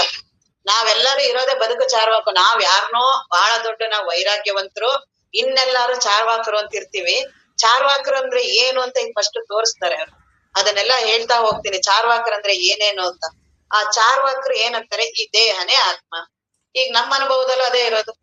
ನಮಗೆ ಏನ್ ಇವಾಗ ಇಷ್ಟೊಂದೆಲ್ಲ ಶಾಸ್ತ್ರ ಎಲ್ಲ ಕೇಳಿದ್ರುನು ಆತ್ಮ ಅನ್ನೋದು ಅದು ಅಲ್ಲೆಲ್ಲೋ ಒಂದಿನ ಇದೆ, ಆತ್ಮ ಸಾಕ್ಷಾತ್ಕಾರ ಆಗತ್ತೆ, ಅವಾಗ ನಾನು ಅಲ್ಲಿಗೆ ಹೋಗ್ತೀನಿ.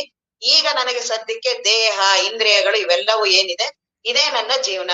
ನಿದ್ರೆ ಬಂದ್ರೆ ನನ್ಗೇನು ಪ್ರಜ್ಞೆ ಇರಲ್ಲ, ದೇಹ ಎಲ್ಲ ಬಂದ್ರೆ ನಾನು ಎಚ್ಚರ ಇರ್ತೀನಿ. ಇದು ನನ್ನ ಅನುಭವ ಇದೆ ಅಲ್ವಾ. ಚಾರ್ವಾಕರು ಹೇಳೋದು ಇದನ್ನೇ. ನೀನ್ ದೇಹ ಏನಿದೆಯಲ್ಲ ಇದು ಆತ್ಮ ಅಂತ ಅವರು. ಈ ದೇಹ ಈಗ ನಾವು ಪಂಚಮಹಾಭೂತಗಳಿಂದ ಎಲ್ಲ ಆಗಿದೆ ಅದು ಇದೆಲ್ಲ ಹೇಳ್ತೀವಲ್ಲ, ಅವ್ರಂತಾರೆ ಯಾವ ಪಂಚಮಹಾಭೂತ ಆ ಭೂತ ಗೀತ ಏನು ಇಲ್ಲ. ಎಲೆ, ಅಡಿಕೆ, ಸುಣ್ಣ ಈ ಮೂರು ಸೇರಿದ್ರೆ ಕೆಂಪು ಬಣ್ಣ ಆಗತ್ತೆ ತಾನೆ.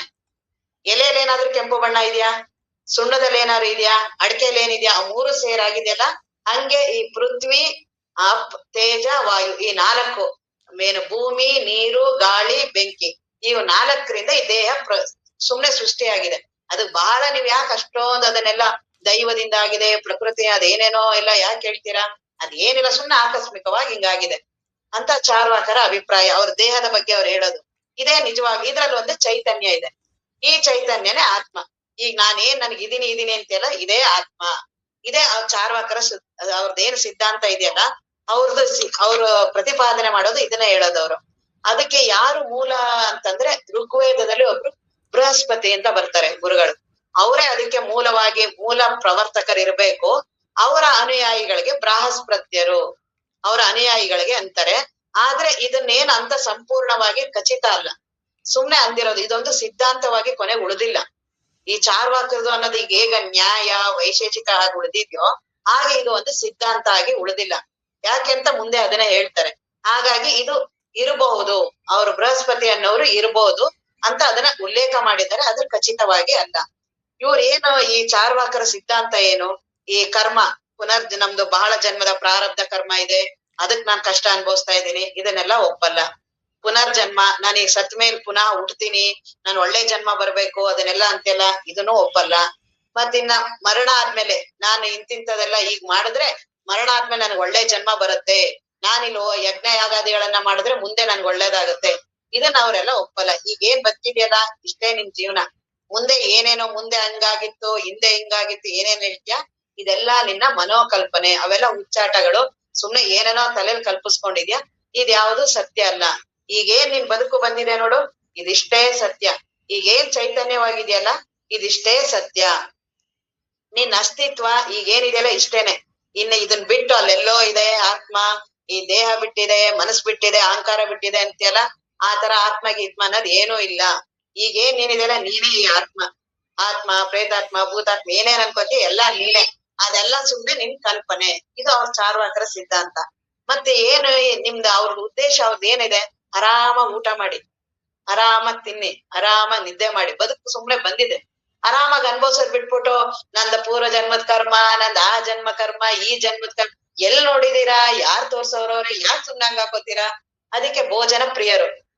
ನಾವೆಲ್ಲ ಭೋಜನ ಪ್ರಿಯರ್ ನಾವಿಲ್ವಾ? ಎಲ್ಲಾ ಮದ್ವೆ ಮನೇಲಿ ಫಸ್ಟ್ ಹೋಗಿ ನಿಂತಿರ್ತೀವಿ ತಾನೆ. ಮದ್ವೆ ಹೋಗೋದೇನು ಹೆಣ್ಣು ಗಂಡಿಗೆ ಆಶೀರ್ವಾದ ಮಾಡಕ್ ಹೋಗ್ತೀವಾ? ಕೆಲವು ಸಲ ಅವ್ರು ಯಾರು ಅಂತಾನೆ ನೋಡಕ್ ಹೋಗಲ್ಲ ನಾವು.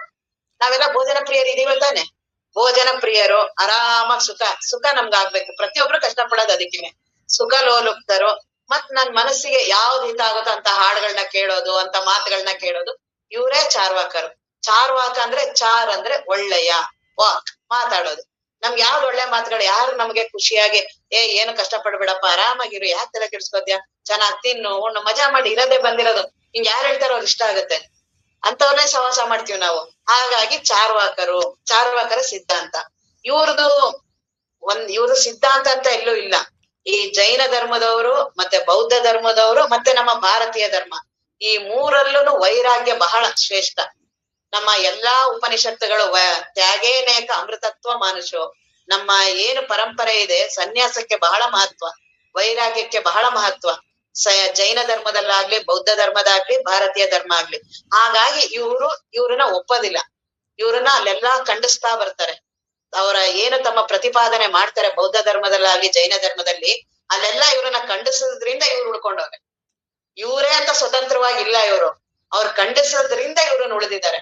ಅವರೆಲ್ಲ ಈ ತರ ಎಲ್ಲ ಊಟ ಮಾಡ್ಕೊಂಡು ಹಿಂಗ ಆರಾಮಾಗಿ ತಿನ್ಕೊಂಡು ಪಶು ಪ್ರಾಣಿಗಳು ಮಾಡ್ತವೆ, ಇದು ಒಳ್ಳೆ ಜೀವನ ಅಲ್ಲ ಅಂತ ಇವ್ರನ್ನ ಖಂಡಿಸಕ್ಕೋಸ್ಕರ ಇವ್ರನ್ನ ಎಲ್ಲಾ ಕಡೆ ಬಳಸಿದ್ದಾರೆ. ಬೌದ್ಧ ಧರ್ಮದವ್ರು ಬಳಸಿದ್ದಾರೆ, ಜೈನ ಧರ್ಮದವರು, ಭಾರತೀಯ ಧರ್ಮದಲ್ಲಿ. ಹಾಗಾಗಿ ಇವ್ರದ್ದು ಉಳ್ಕೊಂಡಿದೆ, ಸಿದ್ಧಾಂತ ಅಂತ ಇವ್ರದ್ದು ಉಳ್ಕೊಂಡಿಲ್ಲ. ಇವ್ರು ಏನ್ ಹೇಳ್ತಾರೆ, ನೀವ್ ಏನೇನ್ ಹೇಳ್ತೀರಲ್ಲ ಬರೀ ನಮ್ ಇಂದ್ರಿಯ ಅನುಭವಕ್ಕೆ ಏನ್ ಬರುತ್ತಲ್ಲ ಇದು ಮಾತ್ರ ಸತ್ಯ. ಈಗ ನಾ ತಿಂತೀನಿ ನನಗ್ ಖುಷಿ ಆಗತ್ತೆ, ನೋಡ್ತೀನಿ ಖುಷಿ ಆಗತ್ತೆ, ಇಂದ್ರಿಯಗಳ ಅನುಭವ ಏನಿದೆಯಲ್ಲ ಇದು ಮಾತ್ರ ಸತ್ಯ ಅಂತ ಈ ಚಾರ್ವಾಕರ ಅಭಿಪ್ರಾಯ. ಈ ಯಜ್ಞ ಯಾಗಾದಿಗಳು ಇವೆಲ್ಲ ಮಾಡ್ಬಿಟ್ಟು ನಾನೆಲ್ಲ ಮುಂದೆ ಎಲ್ಲ ಸ್ವರ್ಗ ಲೋಕ ಇದೆ ಅಲ್ಲೆಲ್ಲ ಏನೇನ್ ಅಂತೀಯಲ್ಲ ಇದೆಲ್ಲ ವೇದಗಳೇನು ಇವ್ಯಾವ್ದು ನಂಬೇಡಿ ನೀವು, ಇವೆಲ್ಲ ಸುಮ್ನೆ ಏನೇನೋ ಹೇಳುತ್ತೆ ನಿಮ್ಗೆ. ಆ ರೀತಿ ಏನು ಅಲ್ಲಿ ಸ್ವರ್ಗ ನರಕ ಅನ್ನೋದೇನಿಲ್ಲ. ಈಗೇನ್ ಎಷ್ಟು ವರ್ಷ ಬದುಕ್ತಿಯಲ್ಲ ಇದೇ ಸತ್ಯವಾದ ಬದುಕು ಅಂತ ಅವ್ರು ಚಾರ್ವಾಕರು ಹೇಳ್ತಾರೆ. ಮತ್ ಹಂಗಾದ್ರೆ ಇಲ್ಲೆಲ್ಲಾ ಜಗತ್ತಿನ ದೇವ್ರು ಸೃಷ್ಟಿ ಮಾಡಿದಾನೆ, ಕಬ್ಬಲ್ಲಿ ಯಾಕೆ ಸಿಹಿ, ಬೇವಿನಲ್ಲಿ ಯಾಕೆ ಕಹಿ, ಈ ತರ ಎಲ್ಲ ನೀವ್ ಅಂದ್ರೆ ಅವ್ರಂತಾರೆ ಸುಮ್ನೆ ಆಕಸ್ಮಿಕ ಆಗಿದೆ ಅಷ್ಟೇನೆ, ಅದು ಅವುಗಳ ಸ್ವಭಾವ. ಕಬ್ಬಲ್ಲಿ ಸಿಹಿ ಇರೋದು ಅದ್ರ ಸ್ವಭಾವ, ಬೇವಲ್ಲಿ ಕಹಿ ಇರೋದು ಅದ್ರ ಸ್ವಭಾವ. ಅದಕ್ಕೆ ಯಾಕೆ ನೀವು ಅತೀಂದ್ರಿಯ ಅನುಭವ ದೈವದ ಅನುಭವ ಅಂತ ಯಾಕೆ ಅಂತೀರಾ? ಆ ತರದ್ ಏನು ಇಲ್ಲ ಅಂತ ಆ ಚಾರ್ವಾಕರು ಹೇಳ್ತಾರೆ. ಮತ್ತೆ ಹಂಗಾರೆ ಈ ಜಗತ್ ಹುಟ್ಟಿರೋದಾದ್ರೆ ಹೇಗೆ? ಈ ಜಗತ್ತಂತ ಇದೆಯಲ್ಲ ಇದು ಹುಟ್ಟಿರೋದು ಹೇಗೆ ಅಂದ್ರೆ ಎಲ್ಲಾ ಕಣಗಳು, ಭೌತ ಕಣಗಳು. ವಿಜ್ಞಾನ ಅದನ್ನೇ ಹೇಳುತ್ತೆ.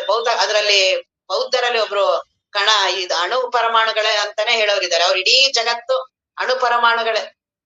ನೀವು ವಿಜ್ಞಾನ ಕ್ಷೇತ್ರಕ್ಕೆ ಹೋದ್ರೆ ಗೊತ್ತಾಗತ್ತೆ ಎಲ್ಲ. ಐನ್ಸ್ಟೈನ್ ಅವರೆಲ್ಲ ಹೇಳ್ತಾರೆ ಇಲ್ಲೆಲ್ಲ ಇಡೀ ಜಗತ್ತನ್ ತುಂಬಾ ಅಣು ಇರೋದು. ನೀವೆಲ್ಲ ಹೇಳ್ತಿರಲ್ಲ ಅವೆಲ್ಲ ಭೂತ ಪಾತ ಅದೇನು ಪಂಚಮಹಾ ಅವೆಲ್ಲ ಇಲ್ಲ, ಬರೀ ಅಣುಗಳ ಸಂಯೋಜನೆ. ಆ ಅಣುಗಳ ಸಂಯೋಜನೆ ಅವ್ರನ್ನ ಚಾರ್ವಾಕರು ಅದನ್ನ ಹೇಳ್ತಾರೆ. ಮೂಲ ಕಣಗಳು ಆಕಸ್ಮಿಕವಾಗಿ ಸೇರಿದೆ, ಅದ್ ಸೇರಿ ಈ ಜಗತ್ತು ಉದ್ಭವ ಆಗಿದೆ. ಅದ್ರ ಸ್ವಭಾವ ಅಷ್ಟೇನೆ. ಅದನ್ನ ನೀವೇನು ಅದನ್ನ ಇವ್ರು ಸ್ಟೀಫನ್ ಹಾಕಿಂಗು ಅದನ್ನ ಮಾಡಿದ್ರಲ್ಲ, ಬಿಗ್ ಬ್ಯಾಂಗ್ ಅಂತ ಮಾಡಿದ್ರು ವಿಜ್ಞಾನದವರು. ಮೊದಲು ಏನೂ ಇರ್ಲಿಲ್ಲ, ಏನೋ ಆಕಸ್ಮಿಕವಾಗಿ ಹಿಂಗೆ ಪ್ರಕಟ ಆಯ್ತು, ಅದನ್ನ ಸಂಶೋಧನೆ ಮಾಡ್ತಾರಲ್ಲ. ಹಾಗಾಗಿ ಈ ಚಾರ್ವಾಕರು ಅದೇ ಅಂತಾರೆ, ಇವೆಲ್ಲ ಏನು ಜಗತ್ತು ಉತ್ಪತ್ತಿ ಎಲ್ಲ ಏನಾಗಿದೆಯಲ್ಲ ಇದೆಲ್ಲ ಅಣು ಪರಮಾಣುಗಳು ಕಣಗಳಿಂದೆಲ್ಲ ಉತ್ಪತ್ತಿ ಆಗಿದೆ. ಅದಕ್ಕೇನ್ ವಿಶೇಷವಾಗಿ ಮಹತ್ವ ಕೊಡ್ಬೇಡಿ, ಇದಕ್ಕೊಂದು ದೈವ ಶಕ್ತಿ ಇದೆ, ಈಶ್ವರ ಇದೆ, ಅದರ ಮಾಯಾ ಉಪಾಧಿ ಅದು ಇದು ಯಾಕಂತಾರೆ ಅವೇನು ಆಗಿಲ್ಲ ಅಂತ ಅವ್ರು ಹೇಳ್ತಾರೆ. ಆಮೇಲೆ ಹಂಗಾದ್ರೆ ಈಗ ನವಿಲಿಗೆ ಒಂದೊಂದಕ್ಕೆ ವಿಶೇಷ ಗುಣಗಳಿದೆ. ನವಿಲಿಗೆ ಅದಕ್ಕೆ ಬಣ್ಣ ವಿಚಿತ್ರವಾದ, ಅದಕ್ಕೆ ವಿಚಿತ್ರ ಬಣ್ಣ. ಕೋಗಿಲೆಗೆ ಒಳ್ಳೆ ಮಧುರ ಧ್ವನಿ, ಬೆಂಕಿಗೆ ಉಷ್ಣತೆ, ನೀರಿಗೆ ಶೈತ್ಯತೆ. ಯಾಕೆ ಅವಕ್ಕೆಲ್ಲ ಸುಮ್ನೆ ಕಾರಣ ಹುಡುಕ್ತೀರಾ? ಅದ್ರ ಸ್ವಭಾವಗಳು ಅಷ್ಟಷ್ಟೇ ಅದು. ಅವುಗಳಿಗೆ ತಿರ್ಗಾ ಏನೇನೋ ನೀವು ಮಾನಸಿಕವಾಗಿ ಬಹಳ ಪ್ರಾಮುಖ್ಯತೆ ಕೊಟ್ಟು ಇವೆಲ್ಲ ದೈವ ಲೀಲೆ. ಆ ಕೋಗಿಲೆಯಲ್ಲಿ ಎಷ್ಟಿದೆ, ಇವೆಲ್ಲ ನೀವ್ ಯಾಕೆ ಹಂಗೆಲ್ಲ ಮಾಡ್ತೀರಾ? ಹಂಗೇನಿಲ್ಲ, ಸುಮ್ನೆ ಪ್ರಕೃತಿಯಲ್ಲಿ ಆಗಿದೆ ಸುಮ್ನೆ ಹಂಗ ಒಪ್ಕೊಳ್ಳಿ ಅಂತಾರೆ ಅವರು. ಆಮೇಲೆ ಈ ಅತೀಂದ್ರಿಯ ಶಕ್ತಿ ದೈವಿಕ ಶಕ್ತಿ ಇದೆಲ್ಲ ಏನು ಇಲ್ಲ. ಏನಾರು ಆಗಿದರೆ ಈ 4 ತತ್ವದಿಂದ ಆಗಿದೆ. ಈ ದೇಹ ಇವುಗಳೆಲ್ಲ ಪೃಥ್ವಿ ಅಗ್ನಿ ನೀರು ವಾಯು. ಈಗ 4 ಎಲೆ ಅಡಿಕೆ ಸುಣ್ಣ, ಈ 3ರಲ್ಲೂ ಒಂದೊಂದನ್ನು ತೆಗೆದ್ರೆ ಏನು ಇಲ್ಲ. 3 ಸೇರಿದ್ರೆ ಕೆಂಪು ಬಣ್ಣ ಆಯ್ತು ತಾನೆ, ಹಂಗೆ ಈ ದೇಹ ಆಗಿದೆ. ಈ 4 ಇವುಗಳು ಸೇರಿ ಈ ದೇಹ ಆಗಿದೆ, ಒಂದ್ ಚೈತನ್ಯ ಅದ್ರಲ್ಲಿ ಪ್ರಕಟ ಆಗಿದೆ. ಹೆಂಗೆ ಕೆಂಪು ಬಣ್ಣ ಬಂತಲ್ಲ ಹಾಗೆ ಆ ಚೈತನ್ಯ ಅಷ್ಟೇ. ಇನ್ ಆತ್ಮ ಗೀತ್ಮ ಅಂತಿರಲ್ಲ ಅವೆಲ್ಲ ಏನು ಇಲ್ಲ. ಹಾಗಾಗಿ ಈ ಪುನರ್ಜನ್ಮ ಕರ್ಮ ಸಿದ್ಧಾಂತ ಇವುಗಳನ್ನ ಯಾವುದೂ ಒಪ್ಪೋದಿಲ್ಲ. ಈ ಶರೀರ ಬಿಟ್ಟು ಆತ್ಮವಸ್ತು ಅನ್ನೋದು ಏನು ಇಲ್ಲ, ಈ ಶರೀರನೇ ಆತ್ಮ. ಇದನ್ನ ಯಾರು ಪ್ರತಿಪಾದನೆ ಮಾಡ್ತಾರಲ್ಲ ಇವ್ರನ್ನ ಚಾರ್ವಾಕರು ಅಂತಾರೆ. ಮುಂದೆ ಪುನಃ ನಾಳೆ ನೋಡೋಣ, ಸಮಯ ಆಗಿದೆ. ಓಂ ಪೂರ್ಣಮದ ಪೂರ್ಣಮಿದಂ ಪೂರ್ಣಾತ್ ಪೂರ್ಣಮುದಚ್ಯತೆ ಪೂರ್ಣಸ್ಯ ಪೂರ್ಣಮಾದಾಯ ಪೂರ್ಣಮೇವಾವಶಿಷ್ಯತೆ. ಓಂ ಶಾಂತಿ ಶಾಂತಿ ಶಾಂತಿ. ನಿತ್ಯ